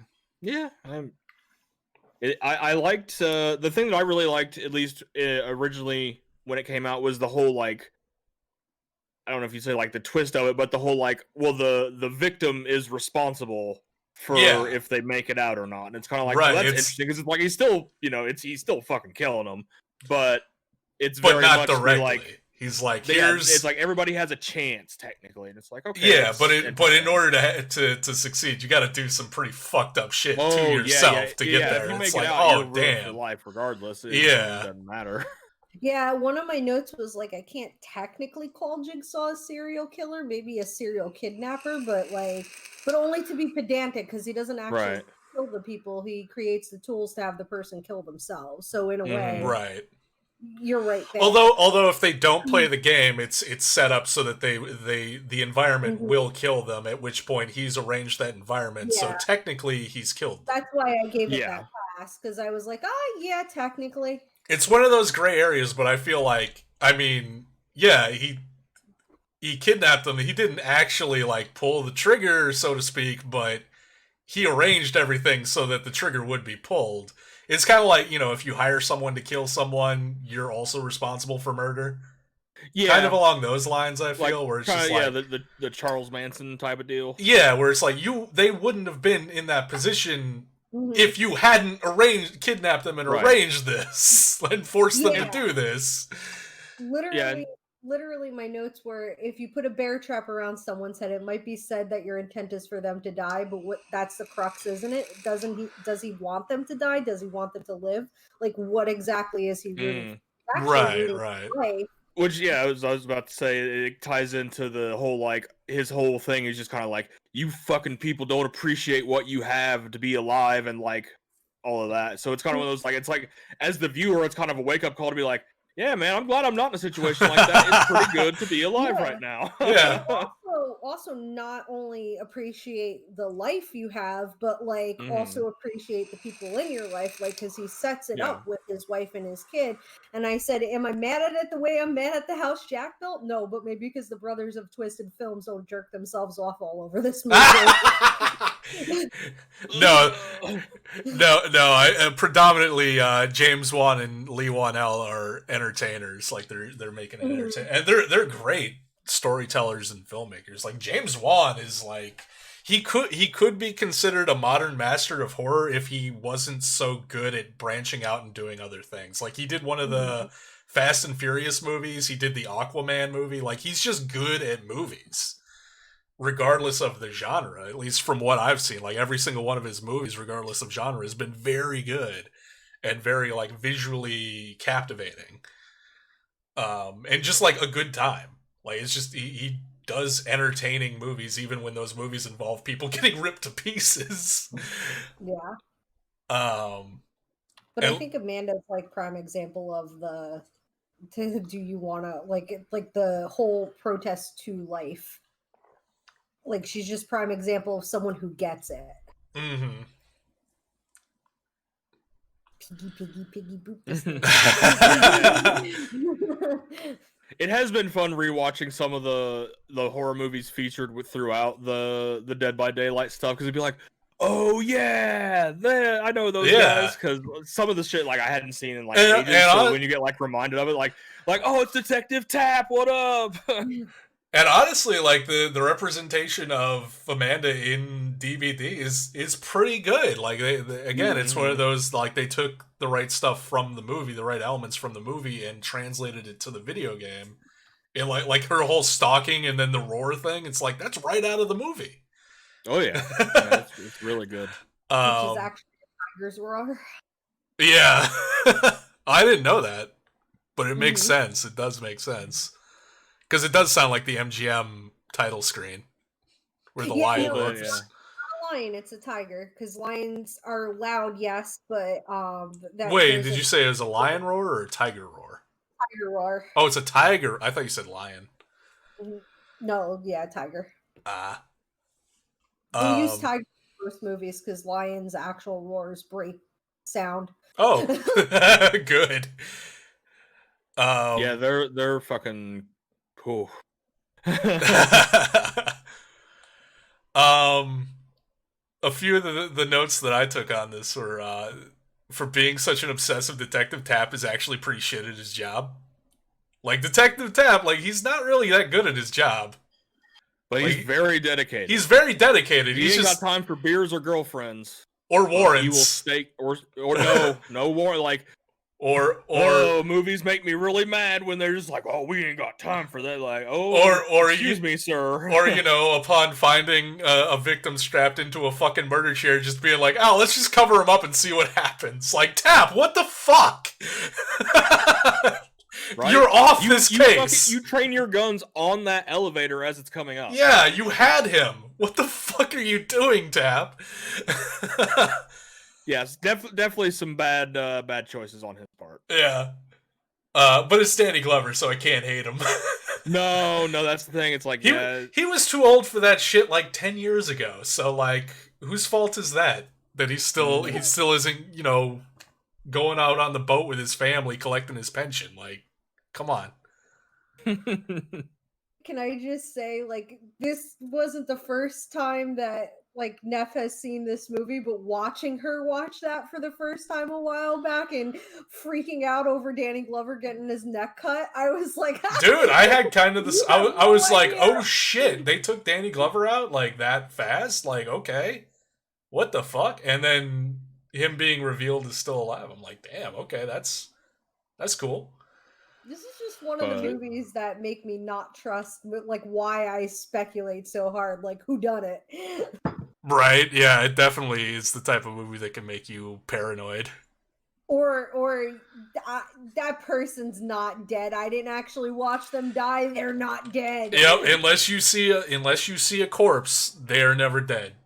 That's if they're like, oh, this character died off screen, like, bullshit. Show me the body. Show me the body slapped on the morgue, or the morgue slab getting autopsy. Give me a funeral scene of them getting buried. Show me their head getting blown to pieces, like in frame, not from like a distance. Mm-hmm. Like, yeah, for sure. Because I know you movies. You fucking tricky sons of bitches. You like to fool us with shit like that. I will say Adam's abduction scene is...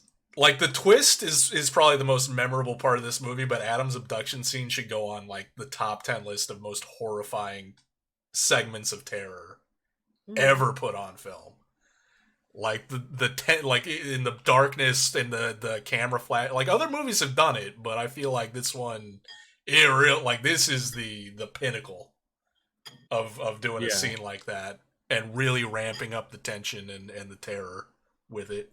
Because it's it freaked me out in the theater. It still kind of freaks me out now, and I've seen this movie numerous times. Mm-hmm. And then of course, I really like Lee Wan-el as an actor. Like he wrote it, or co-wrote it rather. And he's predominantly a writer, so he hasn't done too many acting roles. But I've seen him in a few things. I really like him. And I think maybe it's because he reminds me a little bit of Jason Lee. Oh, yeah. In, like, his line deliveries and whatnot. His whole death scene. The death. Oh, totally dead. Oh, yeah. And Like, okay, I'm going to electrocute you now. See how true that Zap!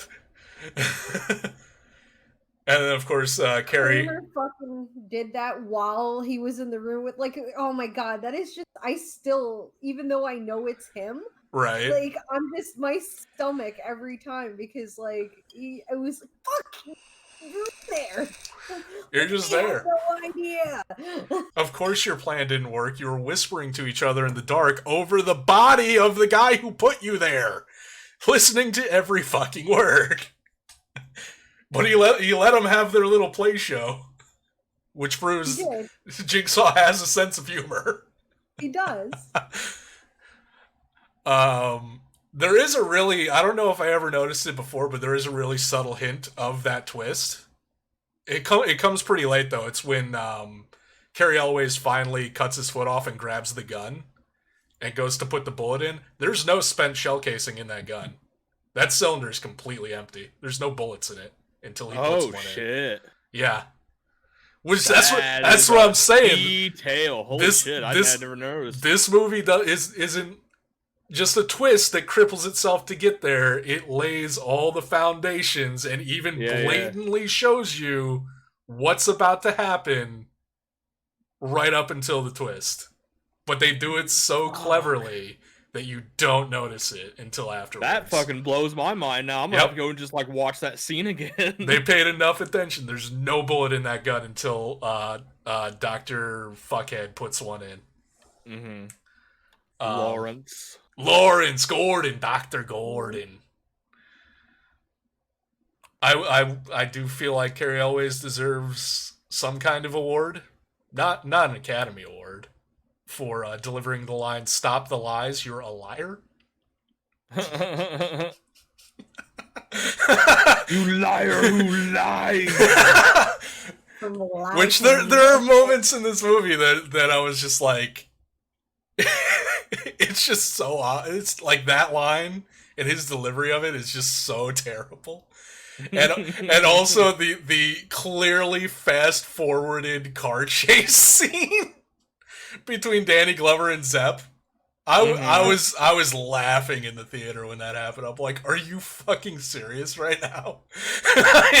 You literally just pressed fast forward on them driving cars. Not even driving cars, but pretending to drive cars on a back lot. Like, that is the fakest looking shit I've ever seen. Mm-hmm. And that was before the twist, so I'm like, this is, like, I was like, Zepp is the killer, like, okay, this movie sucks. This is some bullshit. But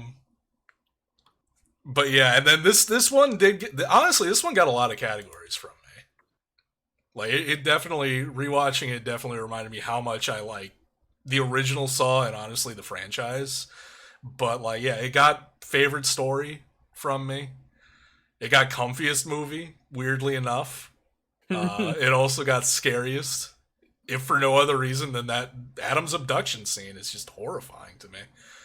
Yeah. It got favorite music because, like, come on, like all the other, not that the music in the other movies wasn't bad, but none of the other movies this month have like a definitive theme, like a theme song. Yeah. And like the Saw theme song is like, again, it's got to be in the top 10 of like best horror movie themes ever. Especially like the way it was utilized in the movie. And I gave it most entertaining. Wow. Yeah. See, you were keeping the categories away from Saw. I was like, I'm a feed kettle another win. Which was not my intent. I was just like, I genuinely really like Saw. Like, I really like it a lot more than, like comparing it to the other three. I was like, Saw is my favorite of all of these. Yeah, there's a lot of, we watched a lot of good shit. I mean, we watch a lot of good shit every month. Yeah, it's one of those like, I can honestly say every movie this month, or all the movies this month, I did genuinely enjoy pretty well to like some degree or another. Definitely got most entertaining for me because, like, honestly, like the twist still gets me every time, even though I know what's going to happen. And I think I gave it. What else did I give it? Favorite poster. It was close. It was honestly a close one for me with favorite poster, because I do really like. I like the fake poster that Kettle slipped in and none of us realized until very late in the month. That it was actually like, that's Saw 3. That's Saw 3. Oh, okay. I was like, shit, she's right. But I did really like that poster, and I like the one that you replaced it with too. Like I like that one even more. I really like that poster. That encompasses like what is in a single image, and it's like all high contrast black and white. And I'm like, that's good shit. Yeah. You need some more of that shit. That's good shit. I do feel like Well, I'll let Neff talk because she hasn't said anything. I'm curious to hear. Okay, so I got a real like serious question for Neff on Saw. Did you actually rewatch it, or did you just draw from memory? I rewatched it. Okay. I wouldn't have judged you too harshly if you hadn't. I'd have judged you a little bit though. No, I rewatched it so I would be in the moment. I considered it. Don't get me wrong. Oh, I know you were considering it. That's why I asked. Yeah, no, I rewatched it. I can't say I was the happiest of campers. It's not that it's a bad movie. I watched it once. It scared the poop out of me. I'm done. Like I am done. It's a good movie. The ending was brilliant. I don't want to watch it again. The lady can go fuck herself. I'm just cursed at picking movies that freak you the fuck out, and I'm sorry. She was playing up Child's Play. It didn't bother her at all. I was. Okay. Child's Play really wasn't that big of a deal. It's a redheaded fucking doll. Like, come on. It's not that bad. And it's a very cartoonish doll. It's not like you made me watch Annabelle, which I would have watched, but I guess that's another, like the Conjuring franchise. That's another James Wan thing. He also did Insidious. Very Insidious was fun. Yeah. But like, it's a good movie. It's got a great plot. I will be honest, I do not want to watch the later ones at all. I have like no interest, and kind of in the lieu of like your new initiative. Like, if you don't want to watch it, Boone, you're not gonna watch it. That's kind of how I feel about the Saw movies. That's fine. Like, it holds no appeal. I don't like and the one that sticks in my mind is in one of the series. The dude is waiting in the chick's closet and he kidnaps her from within her closet. No, thank you. Nope. You're already in my home. That's like a unintentional fear like that I have is think that's why I moved so hardcore to the fact that I want to build my own house. I don't want to risk anybody living in my walls. If I put them up myself, by God, I'll know there's no one there. Exactly. And you open up a cabinet one day and there's just a there's a contractor percentage of staring that. back at you and is like, what are you doing here? It's like, you were so eager to put up the walls. Blueprints. You were so eager to put up the walls, you didn't wait for me to get out of them. Like, oh, my bad, bud. Been eating, like, dry packets of ramen back there for 6 months. Jesus. Right? Let's get you out of there. It's just, it's like, Carrie Elways was a lot of fun to watch in that. He's so weird. He is so weird. This I is love such him, a though. weird He's such role a for him. sweetheart. Like, it kind of worked for the character and how disconnected he was from his life. Yeah. But, like, Carrie Elways, he's so, like, I'm convinced he is an android. Like, he is some wax figure that has gained life. Just based on his appearance and his acting style. Like, I love Carrie Elways, but, like, just based on his appearance and acting style, I'm like, you're a wax statue that has been animated with unholy life. So when he's doing, like, the really dramatic stuff and whatnot, it comes across really goofy to me, because I just don't think of him in that way. Like, again, like the, stop the lies, you're a liar! And when he answers the phone and he thinks it's Zepp, and he's like, Zepp, you bastard, I'll kill you, I'll fucking kill you. And his wife says something, he's like, Allie? Like, it's precious, is all I'll say. It's just, it's a precious transformation. But anyway, sorry. No, you're good. I mean, I really don't have much more to say about it other than that it's spoopy. I don't want to watch the rest of them, and it was not comfy. It definitely was not comfy. However, it did get the best music for me. I mean, look, and yeah, that theme, and then the credits start up, and they put on some Fear Factory. Like, I couldn't not give this movie favorite music. Like, Right, Fear it Factory has is some still, really like, good second music. favorite band of all time. So I'm like, nah, you put them in the credits? Like, damn, man. That's just cheating. Yes, just cheating. So I think I only have one other question regarding Saw. Okay. Did escape rooms exist before this movie, or did this movie literally start a franchise and a business model? I think business I feel like model. escape rooms weren't a thing until kind of even later than that, though. Yeah. But like, It's but like prevalent. after, but did they come about? Like, did they just not exist pre-Saw? I will say I'm not sure, but I can't think of escape rooms at any point, anytime, even No. before even like 2014, maybe. I at the very, like, if they did exist prior before Saw, I feel like Saw definitely ramped up the public's interest in going to them for sure.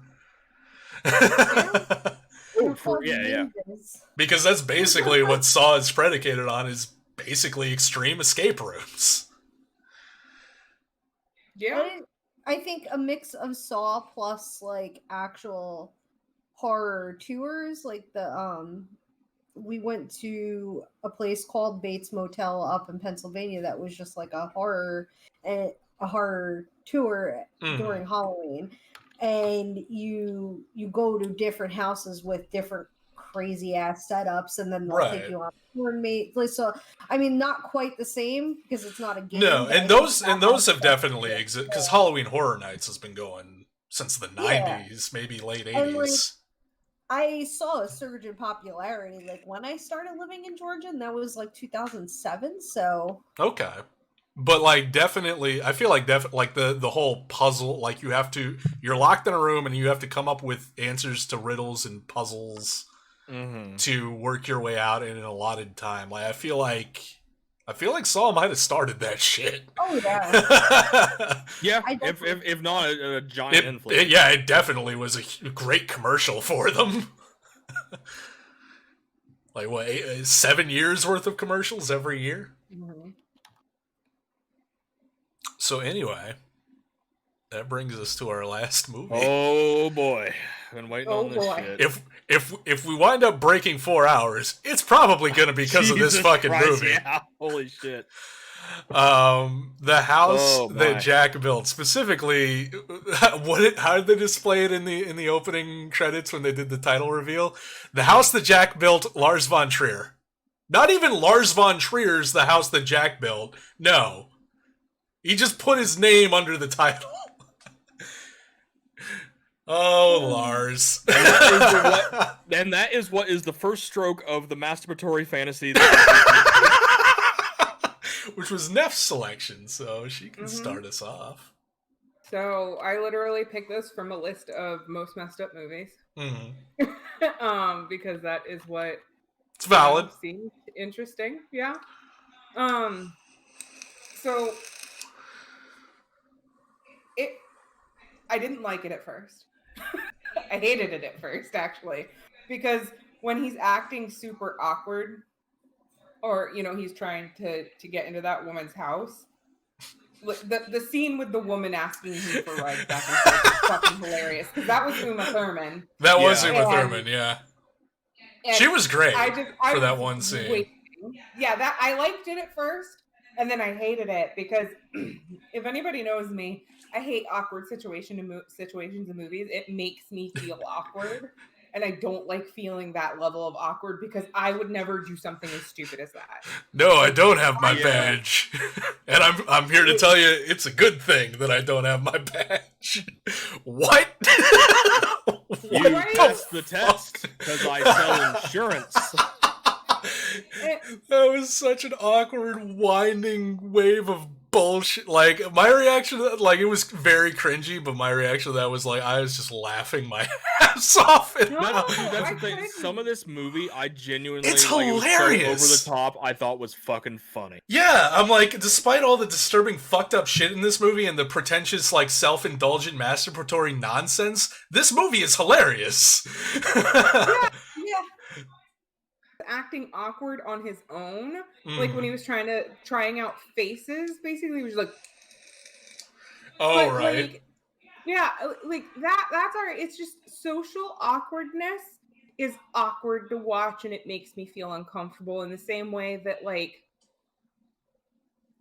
it's almost to the level of, like, Fish needing to be warned about animal violence.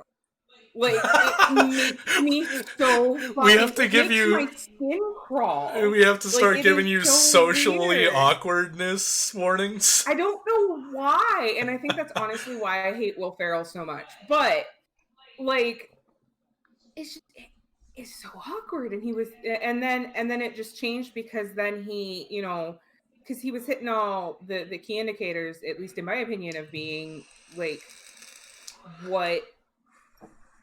a serial killer actually would do. He was socially removed from... He wasn't socially set up. My words cannot work tonight. He was a sociopath. He did have multiple victims at different times. And he was doing things along the lines of... really, he didn't have any motive, honestly, other than the morbid, showing that there was beauty in morbidity, which was true. But the scene that really got me was when he was taking out them kids, and the mom got me. I was just like, fuck.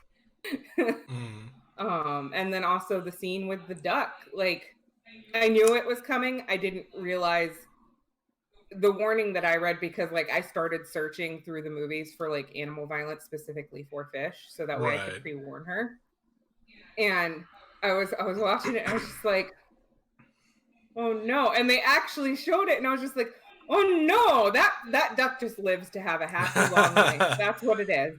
Happy duck. That's what it is. I saw it, and I'm still siding with Fish. It lived happily ever after. We're good. It did. Mm-hmm. Yeah, it did. It had tons of other little duck yellow life. babies. Yep. Yeah, perfect little duck life. And it hit me into the point of, like, I think what continues to get me in movies and why I cried when I watched it is it's that the scene where he's in that apartment with the girl that he lobs her tits off. Yeah. And makes one into a wallet. Yeah. Yeah. And pins the other one to the hood of the cop car. Yeah. Yeah. I think what honestly got me is the legitimacy of him going, "You want to scream? Scream. Go ahead, scream." Yeah. Oh yeah, that Oh, shit for was sure. scary. And she screamed, and nobody did anything. I know people heard her, and that just like things where it really tucks into the nihilism of what humanity is, it breaks my heart, and it just makes me really sad, and it makes me cry because I realize that yes, that's actually true. That's actually the way a lot of situations go down, which is why they tell you to scream fire instead of rape. You know, and it's like watching Dead Girl. I was very uncomfortable throughout most of the movie. Yes, there were moments where you're just like, this is over the top. This is ridiculous. Like, what is this hell like walk that we got going on at the end here? What the fuck is going on? You mean his attempt at Dante's Inferno? Oh yeah, no, I caught that. I gave up. I was just like, no. Although I will have to agree, if hell were to have a sound, it would be that fucking buzzing. Oh my fucking god! I'm just like, can we stop? Yeah, I feel like that was cribbed from something though, because I feel like I've heard something similar before. There's a like I've heard that description before. There's a tunnel that supposedly leads to hell, and I think you can hear a humming in it, and that's why they think it leads to hell. Like yeah, there we go. Thank you, Fish. I was about to what?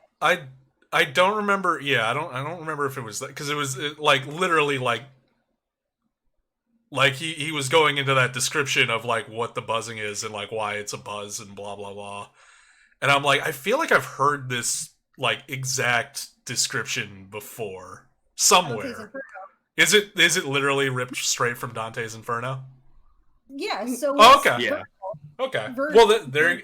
Oh yeah, yeah. I picked up on the other like Virgil and like the clear signs of it being like Dante's Inferno and shit like that, but I didn't know that was like a direct line from it.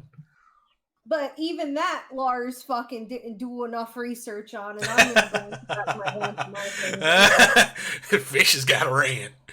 It's nice not to be the ranty one this month. Like I don't think I had a single rant this month. Oh. We'll go for it. It'll happen. What literally my first note for this movie was art. Yeah. Because it is very much the type of movie that screams in your face that it is art. Even though like as much as it wants to be art, you know what that opening scene was pretty much a direct ripoff of? The opening scene in Scream. Like, oh, see, I haven't seen Scream. Cast a well-known prominent actress in the movie, and then immediately also blonde, yeah, that also tied in, and then immediately like 5 minutes into the movie, brutally kill her off to surprise the audience who expected a prominent, well-known actress to hang around for the rest of the movie because she's a prominent, well-known actress. So yeah, that was taken straight out of Scream. If that was art, it was a sore ripoff of a Pollock painting. Oh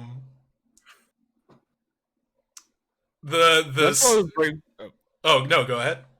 I was saying that's why it was great for somebody like me who doesn't really read into the art shit and all that. I'm just like, I see some of the shit and I'm just like, wow, that's fucked up. But then some of the other stuff, I'm just like, almost kind of like I said, kind of laughing at it, just so over the top. Like when he's driving the van and dragging that fucking corpse. Oh yeah, no, like, that was hilarious. Like Scooby-Doo music with this shit. Like, yeah, that was definitely one of the moments where I was just like, "Are you fucking kidding me?"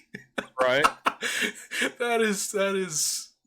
And then the time where he realizes like, if I put like little pins and stuff in, it's like I can pose them how I want. And it's like, okay. And it's like, I made a corpse child. And it's like, well, all right, Lars. You sure did.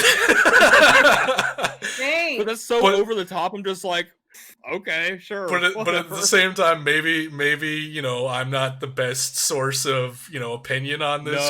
No. Because I read the Wikipedia article.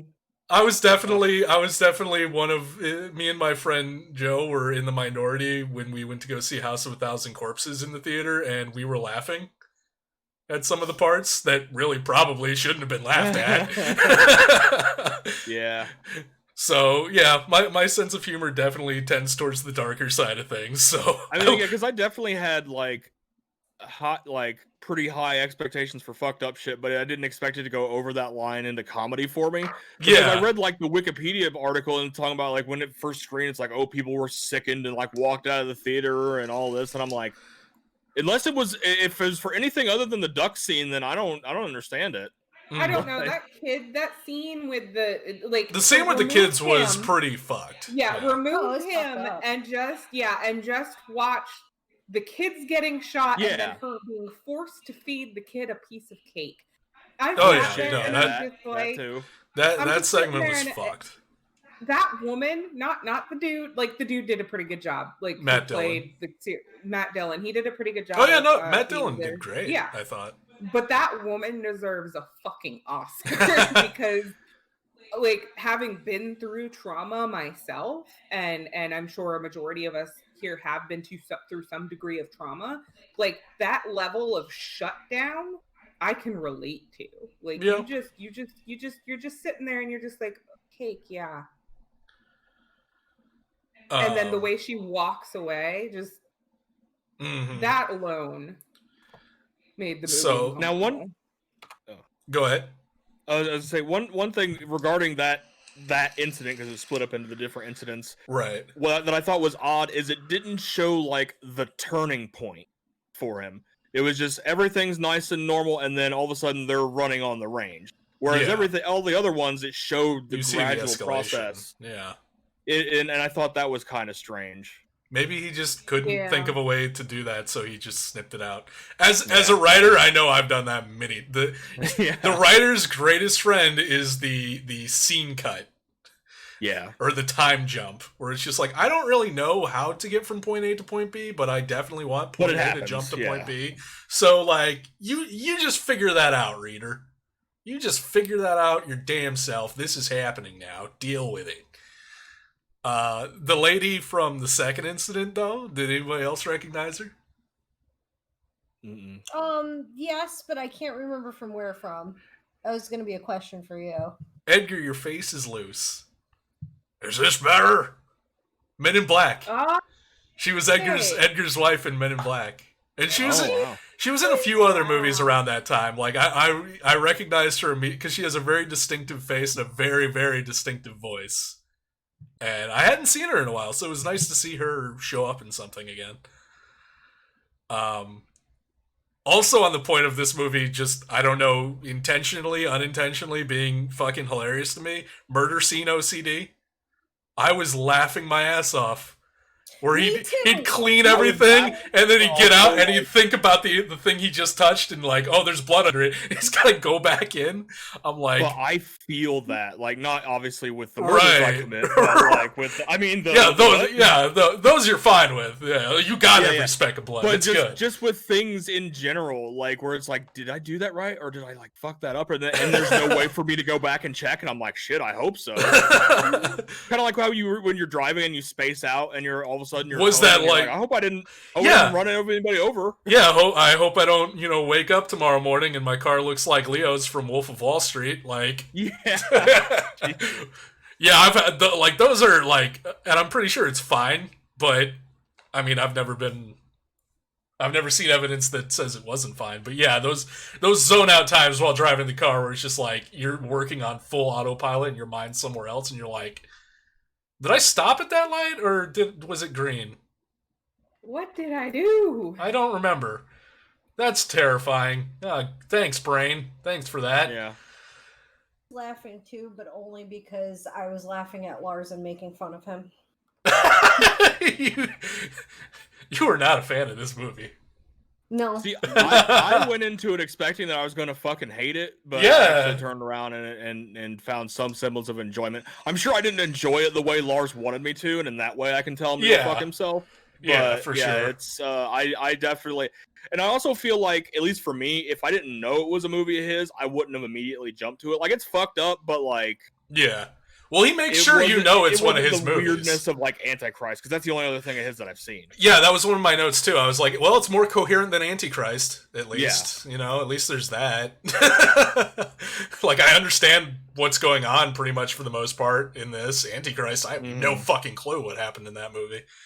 It's not that I didn't like, because there was like, I mean, like, I am a gore fan. Like, I love watching gory shit happen. I'm a true crime fan. I like watching or listening about like true crime shit, and when you go into that much detail on a murder, I'm like glued to the screen. Right. Like, oh, this is fucked. I gotta watch more of it.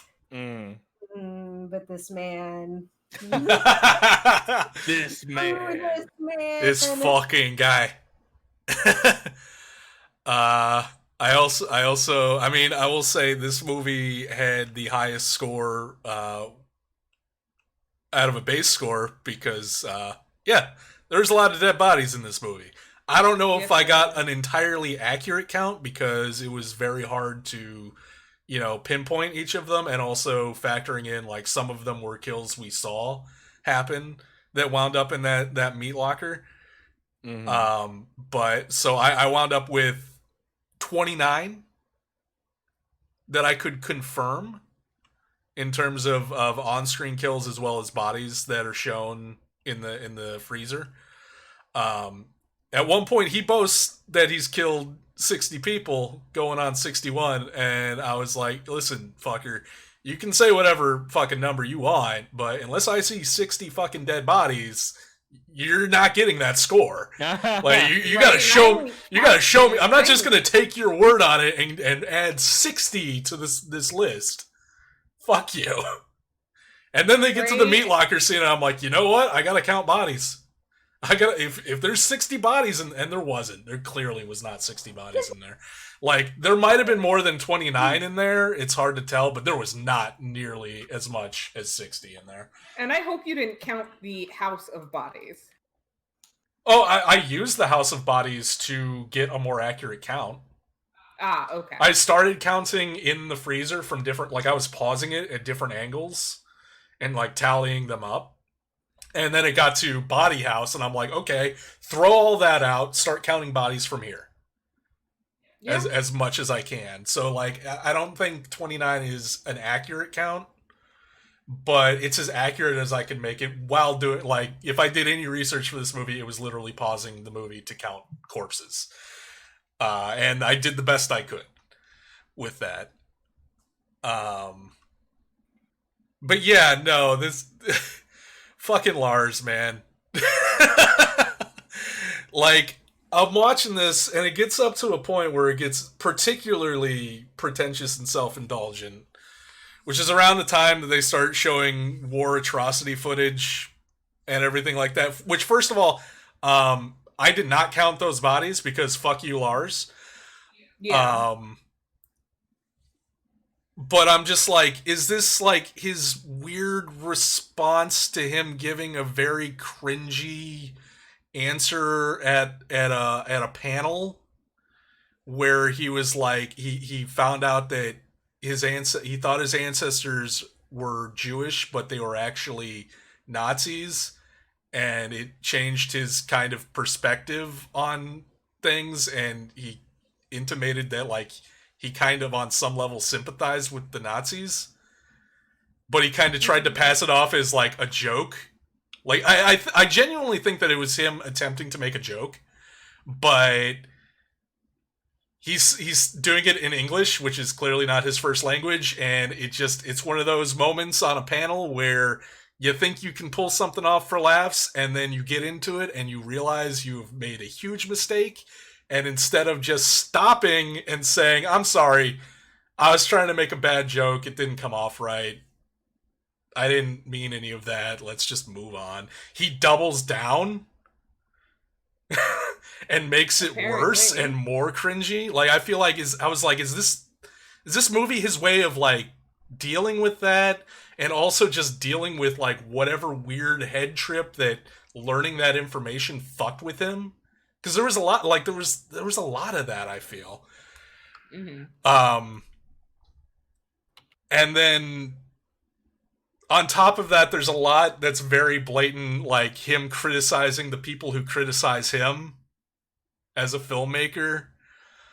Up to and including the very blatant montage of clips from his other movies that played, where I was just like, the only one of his that I've seen besides this was Antichrist, and I think that's the only reason I picked up on the fact that it was clearly just a montage of clips from his other movies, is that there was a clip from Antichrist in that montage, and I'm like, oh, I see what you're doing. What the fuck, Lars? And then, so like all that, and then like a serial killer movie, and then all of that is just buried under a mountain of self-indulgent armchair philosophizing and loosely connected pieces of trivia about random shit. Let me tell you about architecture. No, Lars, Yeah. fuck up and show the killing. Well, to make up for the fact that he didn't do any fucking research on serial killers. Well, it's like there's a lot of notes on me trying to tally the bodies. War scenes slowly going over my face. Yeah, and then I guess one final point on like.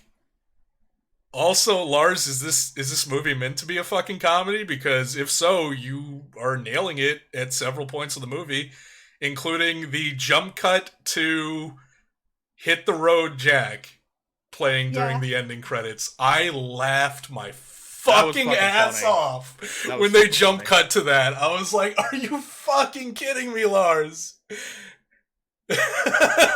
Like, this is a joke, right? Like, is that the joke? Meatball down my pants, make it look like I tore my scrotum open? Is that the joke? Oh, lordy. And then the only other thing I can really say on it is, like, it was a 2.5 hour plus movie. The pacing was good. It did not feel like 2.5 hours. It didn't feel as long as it was. Like, it got to the end and I had to remind myself that it was as long as it was, because I was like, that breezed by, weirdly enough. Anyway, I think it's time for Fish to take center stage and go off on her rant. I'm looking forward to it. I want to read you a question for an interview and then his answer. Oh, okay. Did you spend a lot of time looking into the lives of real serial killers? I wouldn't say a lot of time, but I have looked into them. What you see is normally the audience to a trial would be a lot of women. There's something about women and serial killers. My wives had all the same interests in the serial killers. It's really strange. So is this a film for women? Yes, but they will probably get upset about things that happen in it. So it's actually a film for nobody. Lars! Like, I can't say I'm a fan of his work, but, like, he is... Honestly, and doesn't give a fuck. I feel like there's something specially magical about him that I'm just like, God, you can't be interviewed well. Your movies are insane, and honestly, that's an apt description of them. They're movies made for nobody. Movies made for nobody out of nothing. Like, because this movie is literally, like Kettle said, self-masturbatory. Oh yeah, no, it's self-indulgent as fuck. I had no idea about Lars, and I didn't let Kettle's opinion of him influence me in the beginning, because I was like, oh man, it's gonna be a gory fucking movie, and it's about a serial killer. Let's go. I fully expecting a serial killer. Okay, so we're gonna start from the beginning. Uma Thurman talking about serial killers in the 70s. In the early 70s, where his killings are first taking place, serial killers weren't known about. It was not a fact. They didn't even have a name for it. They, in America, at the very least, although serial killers technically have existed, Rome, Russia, and America pre-70s, yeah. H.H. Holmes, Ed Gein. Yeah.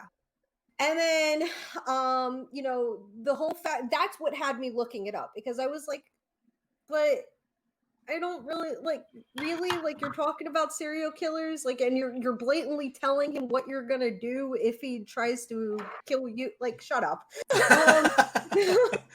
Although, don't get me wrong, I love Uma Thurman. She's a great Oh no, yeah, actress in Uma almost Thurman's everything great. that she's in.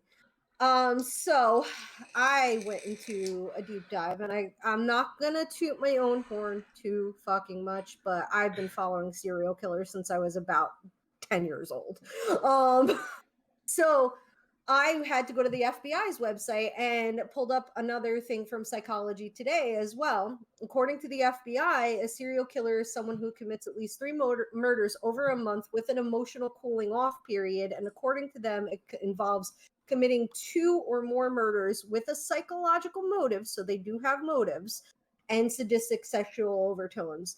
He tried to take I think Matt Dillon, when I was reading in this interview, was saying that he tried to model after Ted Bundy, but the only thing he really did like Ted Bundy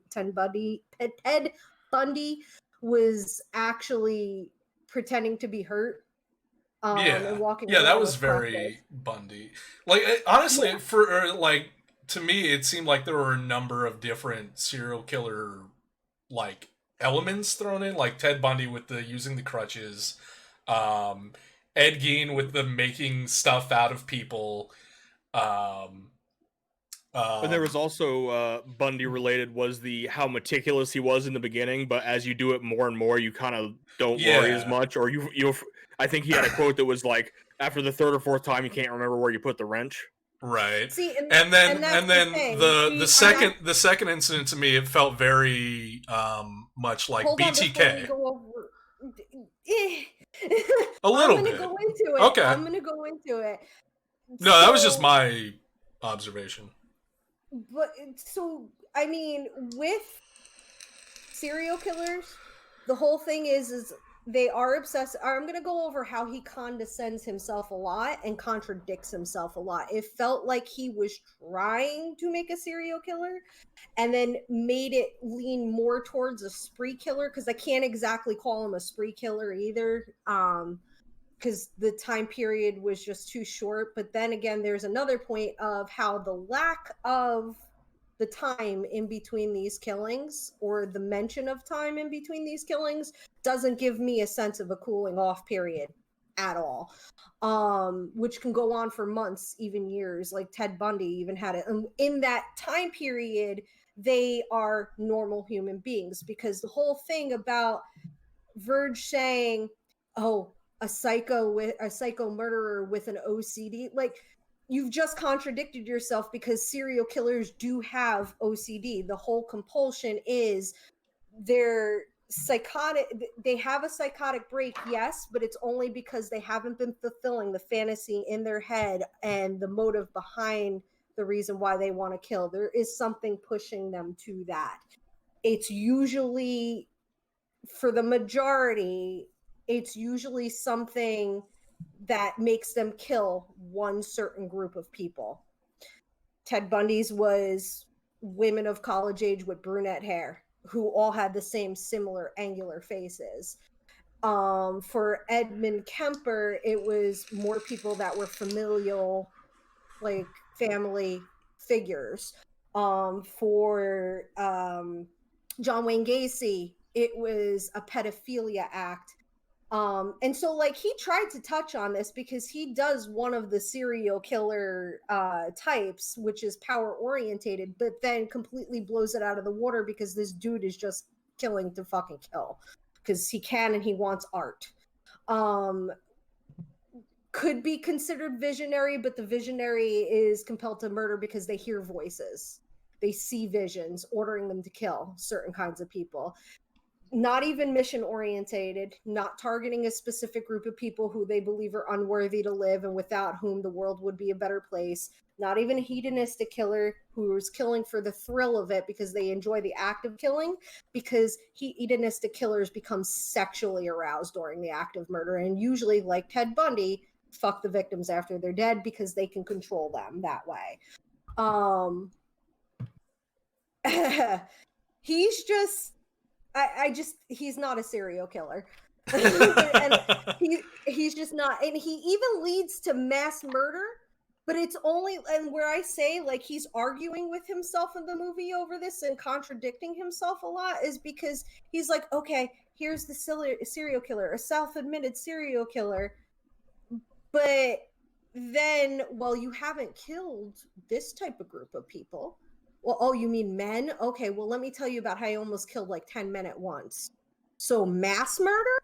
Okay, we've gone into spree murdering and mass murdering, and it's not exactly what you were shooting for in the fucking beginning. Like, he tries, he fails, because he didn't do his goddamn research well enough.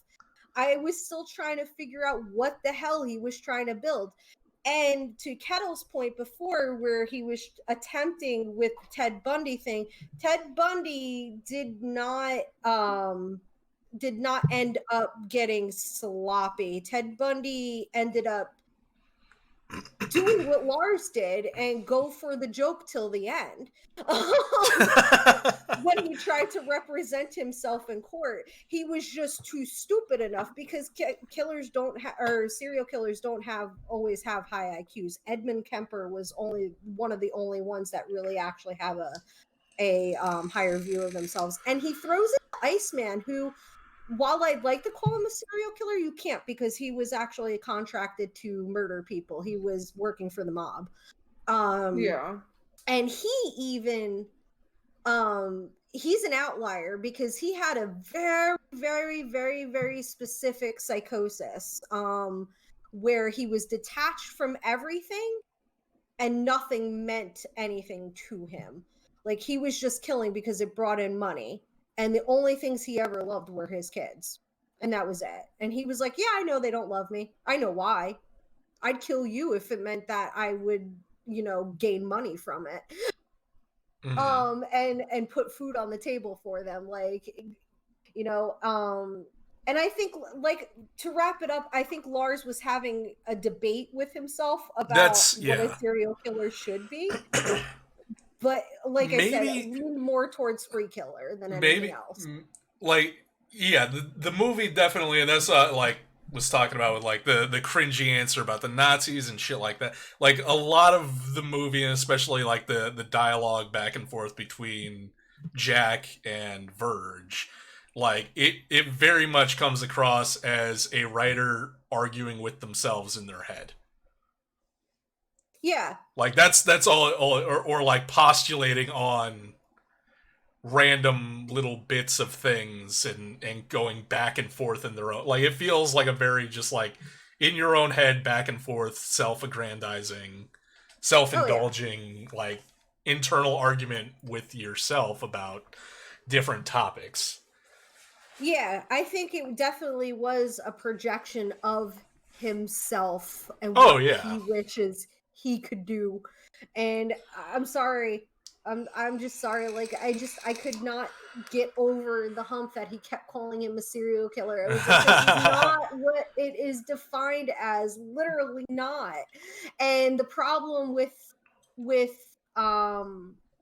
the problem that posed the FBI to go into a symposium to differentiate between serial killers, spree killers, and mass killers, and then to even say, hey, do spree killers count as this, is because of how media portrays a serial killer. They romanticize them and give them these superpowers to where people actually revere them. And I'm sorry, like, hot as Ted Bundy was, I wouldn't actually get into a fucking car with him ever. Right. And like, it's just, it makes me mad because it didn't take that respect of, like, if I'm going to compare it to the other movies, it didn't take the respect that it did to make them as gritty as a serial killer is. Like, it didn't make them as horrifying, because, like, I mean, yeah, Anthony Hopkins is great looking, and I'd jump into bed with him too, but I'm not going to ask a real life Hannibal Lecter to eat me. It's just, and based on his character, like, that's just a scary fucking character. This guy, like, Matt Dillon did great, but he was a fucking fool in my eyes as a person. As Jack was a fucking fool. That's all he was. Like, even he was masturbating all over himself every day. Well, there's your sexual urge. My question is this, because I was looking at the serial murder thing on the FBI's website, same as you, Fish. and the multidisciplinary perspectives for investigators. That was the one thing I kind of looked at. And when you go down to like their definition that the symposium came up with, that they finally narrowed it down to. Hold on, I scrolled too far. Oh no. I have to go to the No. part of, because I read the symposium, but So- there's a further part in their website that basically goes into how they amended a few things since then and what they So define it as this now. is amended beyond that, because it says one or more offenders, 2 or more murdered victims. Incidents should be occurring in separate events at different times. The time period between murders separates serial murder from mass murder. And in combining various ideas put forth at the symposium, the following definition was crafted: the unlawful killing of 2 or more victims in the same offender by the same offender '(s) in separate events, which technically in that case he was a serial killer, because he seems to mass kill. Like, I think what confuses me is if we take apart, just not listening to his the Vaughn part of it, but like just purely looking at the killings, he kills people and then he has separate incidences where he kills people again. Well, And yeah, it's so not do always street in large killers too. numbers. So do Huh? street So- killers too, but when they amend it, Okay. they actually talk about how there are literally 4 types of serial killers: visionary, mission orientated, hedonistic, power orientated, and they have a specific motive and specific type of person they kill. And where the compulsion comes in and the reason why they keep killing is because they end up trying to perfect that same kill over and over and over again so that Which they he don't get caught. He does not. No, yeah. He just kills different groups of people because maybe he hates women but also hates men at the very last second. Like, Right. He just hates people. Can we yeah, like just be honest with yourself there, Jack. You just hate people. So like, and I'm sorry. with the refractory thing, because you pointed that out where he had no refractory period. What about Yes, his way of explaining it with the whole walking under a lamppost metaphor? I thought remind me? he's talking about he's talking about when you're standing underneath a lamppost, your shadow is at its smallest and densest, and then as you walk away from it, your shadow stretches in front of you, and then the next lamp casts it behind you, and blah blah blah. And then he equates it to that being his urge to kill. Like when he's under the lamppost is right when he's killed, and he's feels the most whole, and then as he walks past the lamppost, something about like the shadow before him is reaching out, yearning for something, while the shadow behind him is growing and like causing him discomfort and pain until he reaches the next lamppost and he's killed again. I really wish that I could say that like there was an actual meaning behind that philosophical jerking off, but it was just words. I don't think it was an actual reason to kill. And if Well, no, not an actual, but life, but I just like his way of describing the refractory his urge period. to kill. Well, okay, so there's a cooling off period, and to define that cooling off period is what I think you're talking about. Yeah.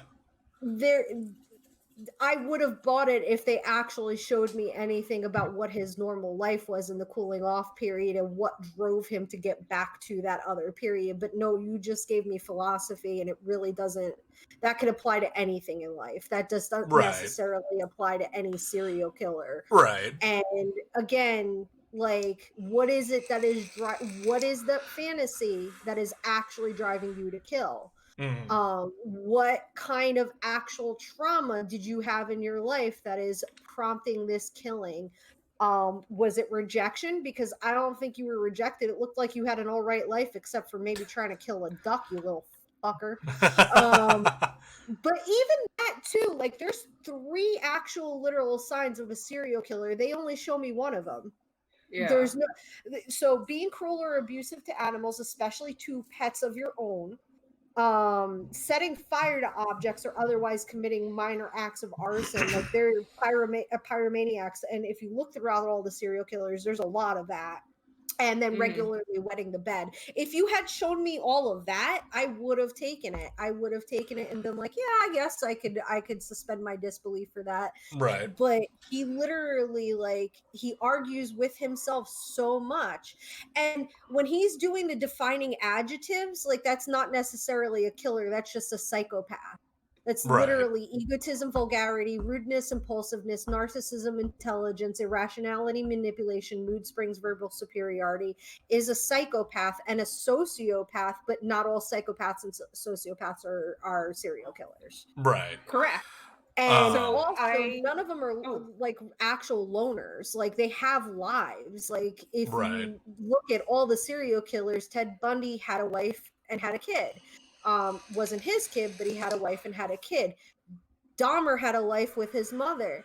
Edmund Kemper had grandparents and was actually married with children. Even if we're going to pull the Iceman into it, he had a family. Like Gacy had a family. Like it's just, you don't show me enough of that to actually have me define you as a serial killer, because you're not. You're just not. I think one of my notes was literally, stop calling yourself a serial killer. You're not. You're a fucking idiot. So I just wanted to point out real quick, I did do as much research as Fish. However, I wanted to let her have the rant and show just how much research Van Stupid Pants put into his movie, which was basically, I looked at one article, and went with the thing that most justified what I wanted it to. Because Fish is right, he's not a serial killer.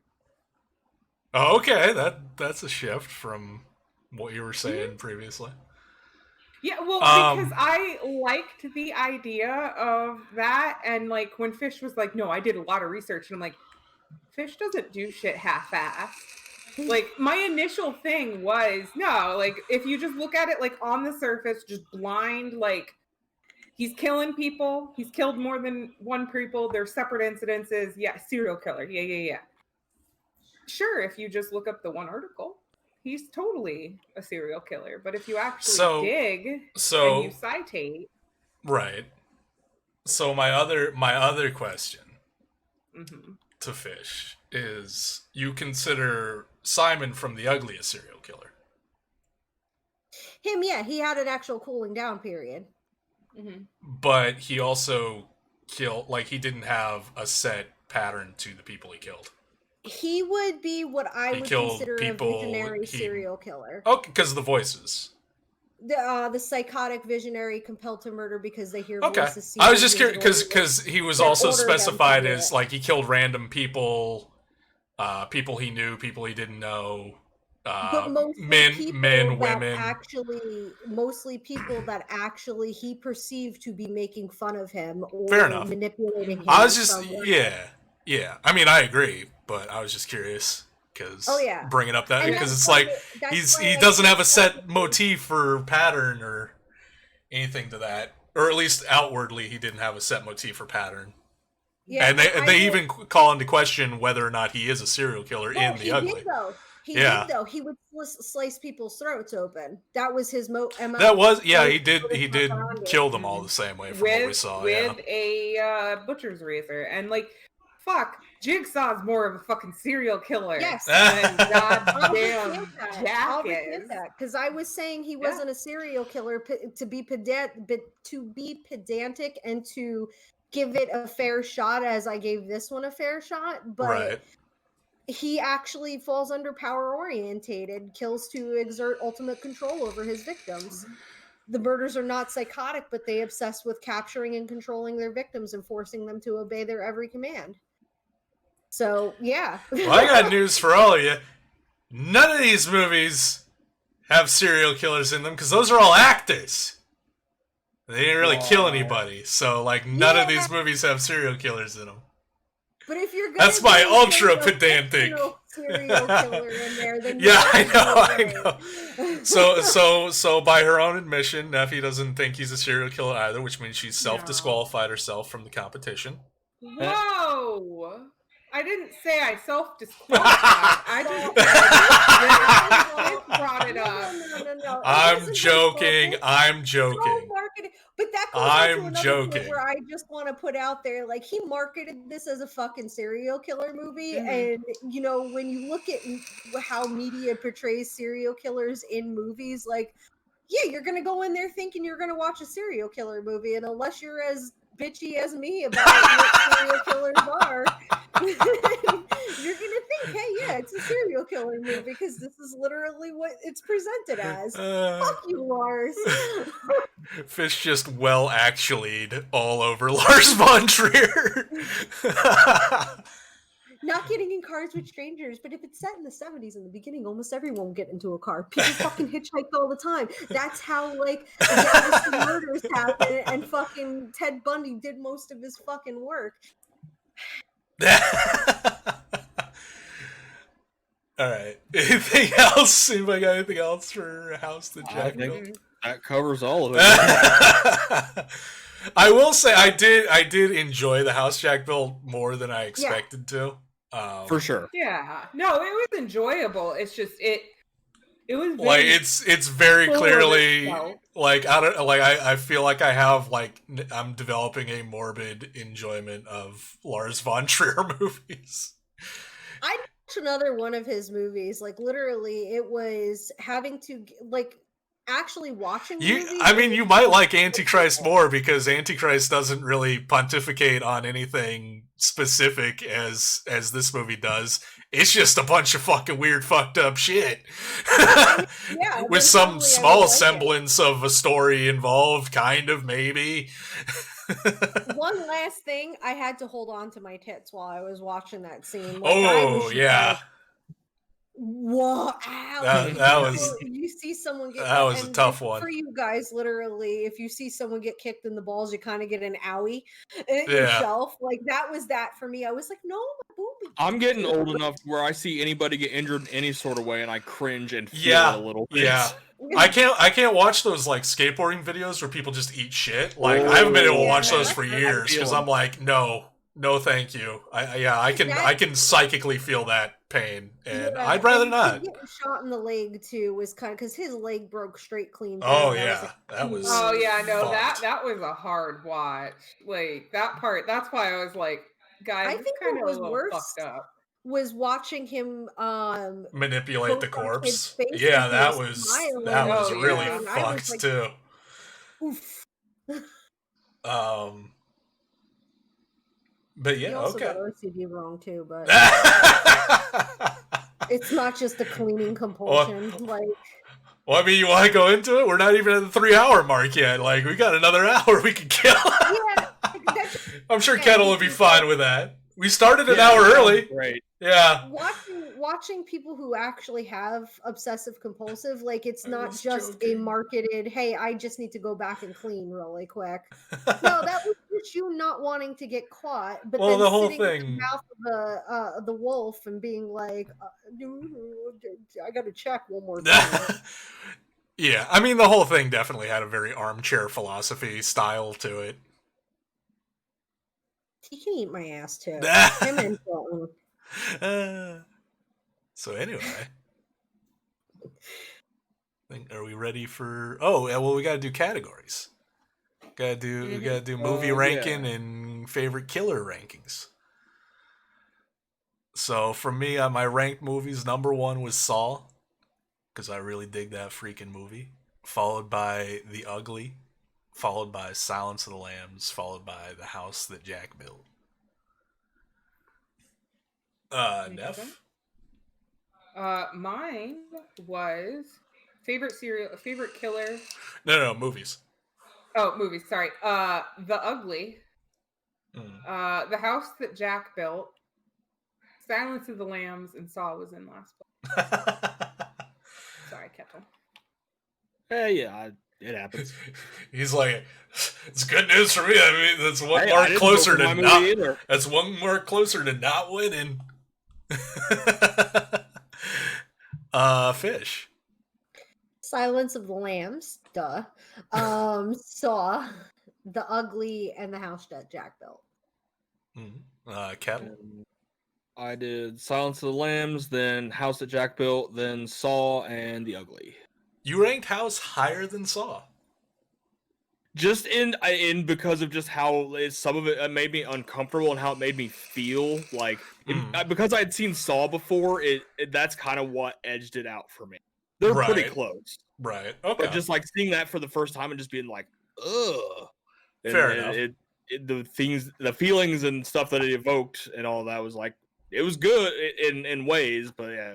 I'm sure Lars, like I said, I'm sure Lars didn't approve of the way I enjoyed the movie. That's fine. Okay, so favorite killers. Number one for me was The Ugly, because I really like Simon and I love that performance.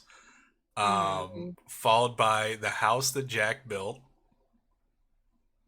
Just because I don't know, man. There's something about I really liked Matt Dillon's performance. Followed by Saw, followed by Silence of the Lambs. Which again, that's one of those weird ones because I'm like, Silence is at the bottom, and it doesn't mean I didn't like the killers at all. It's just it kind of just shook out that way. Neff. Mine was mine was The Ugly because again, yes, Simon was best serial killer. He saved the dog, or at least he tried to. He did try. Silence of the Lambs, Saw, and The House That Jack Built. I didn't really like him as a killer, to be honest. That's fair. Like, yeah. But and that's saying something. Like Jigsaw, I can get behind, man. I think honestly, I think one of the reasons I put House second for favorite killer on my is again kind of like the same reason why Kettle put it second on his ranked movies is that like, oh yeah, no, he did some fucked up shit that had an effect on me, and then he made a house out of people, and I'm like, you know, my God, he really went for it. I will say, yeah, that is one thing that of kind of the douchey shit that I was actually kind of like. Oh, that's the house that it is. That's the house he built. He did it, crazy son of a bitch. The whole movie. Yeah. And I'm like, oh, he just needed one made out of people. Another pull from Dante's Inferno, by the way. Oh, shit. I gotta read Dante's Inferno. There's not an actual house of people, but there's people who are in a house that Dante knows that are just consuming each other. Oh, okay. Finish. Inferno freaked me out. Killer list. Hannibal and Buffalo Bill. Especially Buffalo Bill. No, here's why for that one really quick.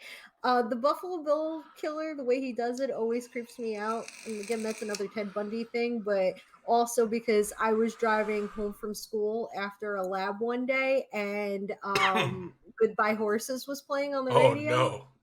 Followed right by American Girl on the rock station I would listen to, and as I was going past a guy putting something on the side of the highway into his truck, and I was like, yup, right past, hit the turbo. Hi, gas pedal.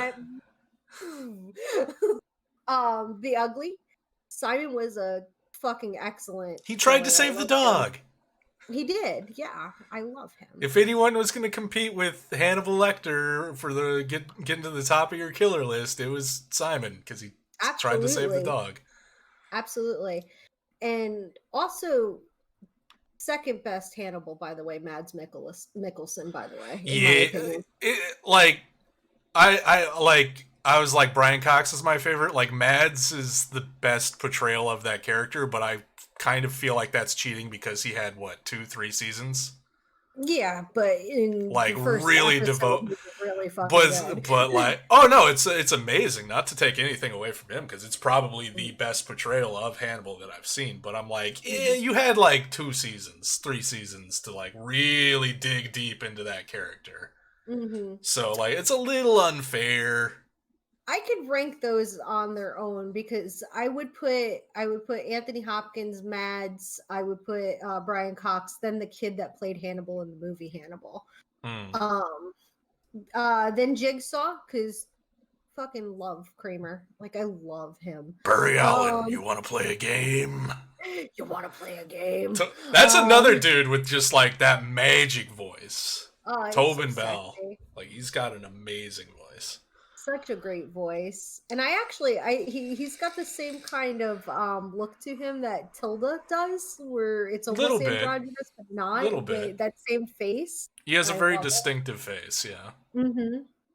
And then Jack, because Matt Dillon did great, and I kept getting him mixed up with Matt Damon. I was like, oh fuck, Matt Damon's in this. Oh fuck, Matt Damon's in this. Where's that Bourne Identity at? But yeah, he did great. Like, again, that movie is okay. Like, I liked it. I liked his acting in it. It's just not. I couldn't get over that hump. Can't get over that hump. Elena and Ash would be proud of me. Cattle.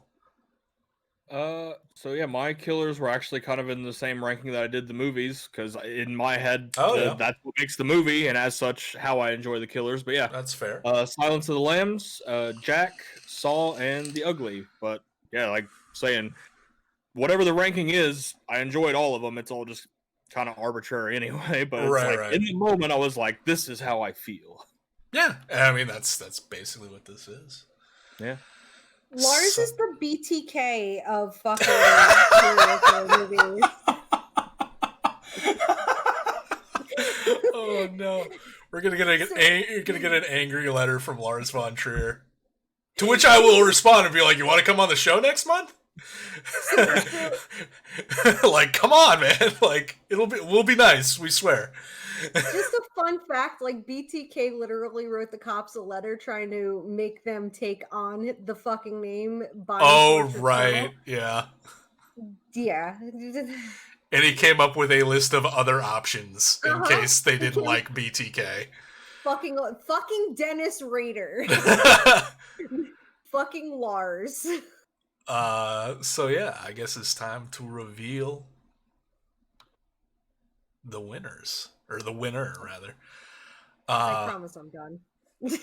So, coming in the 4th place position, Kettle gets to breathe a sigh of relief. It is Saw with 80 points. Coming in 3rd with 118 points is The Ugly.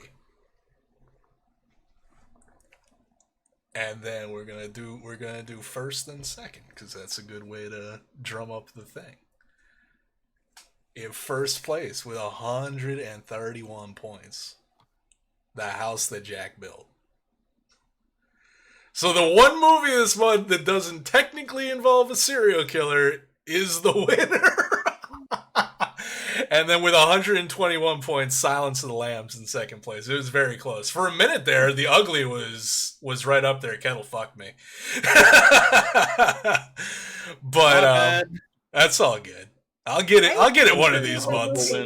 I'll get it one of these months. I literally gave that movie one category, and that was literally... Oh yeah, you only gave it like 7 points. But, I mean, it came in with 39 points total, because there was a fair bit of nudity and also some alcohol consumption.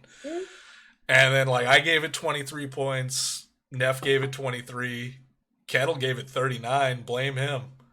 I don't blame you. I blame Lars. Blame Lars. Hashtag blame Lars. Oh, man. I wore my Raw shirt incorrectly. I hit that pretty well, didn't I? When you're like, I wore my Raw shirt just in case I won. I won tonight. Like, I don't expect to, but just in case. And I'm like, yeah, that's good. Yeah, we're doing cannibal, bitches. I figured. Yes. Cannibal flicks. No, I was half expecting Fish to immediately call out with, "We're watching Hannibal." I don't know. So I know, like, Neff knows what she wants. We're doing Raw. That's your pick. Spoilers. It is subtitled. I apologize. You're good. That's true. It is. Reading? What in the hell? What in Sorry, the dang ass hell? I don't care. Weirdly enough, and maybe it's because like I knew what was gonna win, and I had a pretty good idea what Neff would pick for the category, and I randomly came across a cannibal movie that I've never seen before. So fuck it, I'm just gonna go with that one. Is a film called Welcome to the Jungle from I believe 2007, 2005. Know nothing about it, just kind of randomly stumbled across it on Twitter, and I'm like, oh, hey, it's about cannibals. So, Is it sad that I kind of want to do the cannibal women of what is it? They're in the avocado Cannibal jungle of Women in the California. Avocado Jungle. That movie was Yeah. like surprisingly pretty good. Very little cannibalism in it, though. Yeah, I but it want was to do Bone hilarious. Tomahawk. Bone Tomahawk. Oh fuck. I'll need a minute because I don't know any fucking cannibal movies. That's totally fine. The cannibals of the avocado jungle in No, California. no. Let him come up with his own. No, because that sounds really fucking stupid. I'm not gonna. It is pretty stupid. Honestly, I feel I'm kind of getting a sense of like what kind of movies you like and dislike. I feel like you would hate it. But yeah, so Kettle is to be determined, which is totally But good. we're a week early this week, so I got time. We got a little time. But yeah, I think that's a show. Thank you everybody thank you guys for pulling together and doing this a week early. I was Thank like, you for making the accommodation for me. the accommodation was an easy thing to do, just to like keep things on the rails and everything like that, and like adjust to people's schedules and whatnot. And I had a feeling like it was gonna be a little bit stressful because a little bit more of a time crunch. And like from my perspective, it kind of was. I was kind of freaking out about it, but I was like, you know what? Once we get to it, it's gonna be a lot of fun. And it was. Yeah, Hey, look at that. it Technically, was we're under 3 hours. It really did. Like I needed something. I'm like glad. this. I'm glad. Definitely. I don't feel as brain dead as some of them because I'm just like, ugh. But yeah, no, it was good timing and good time in general. Yep. So next month, let me pull it up because are we good next month to switch to Saturdays? Yeah. Yeah. Does that sound like good? I would assume so. Okay. Yeah. So that would be the 26th of September. Okay. So if that sounds good to everyone else, then 26th of September. That's right. Spookshow's changing days and times. Our ratings have been so bad, the networks have taken us to the dead zone that is Saturday evenings at 8 o'clock. Does that sound like a good start time for everybody? I think I kind of checked, but I just like to confirm. 8 o'clock start time sounds good.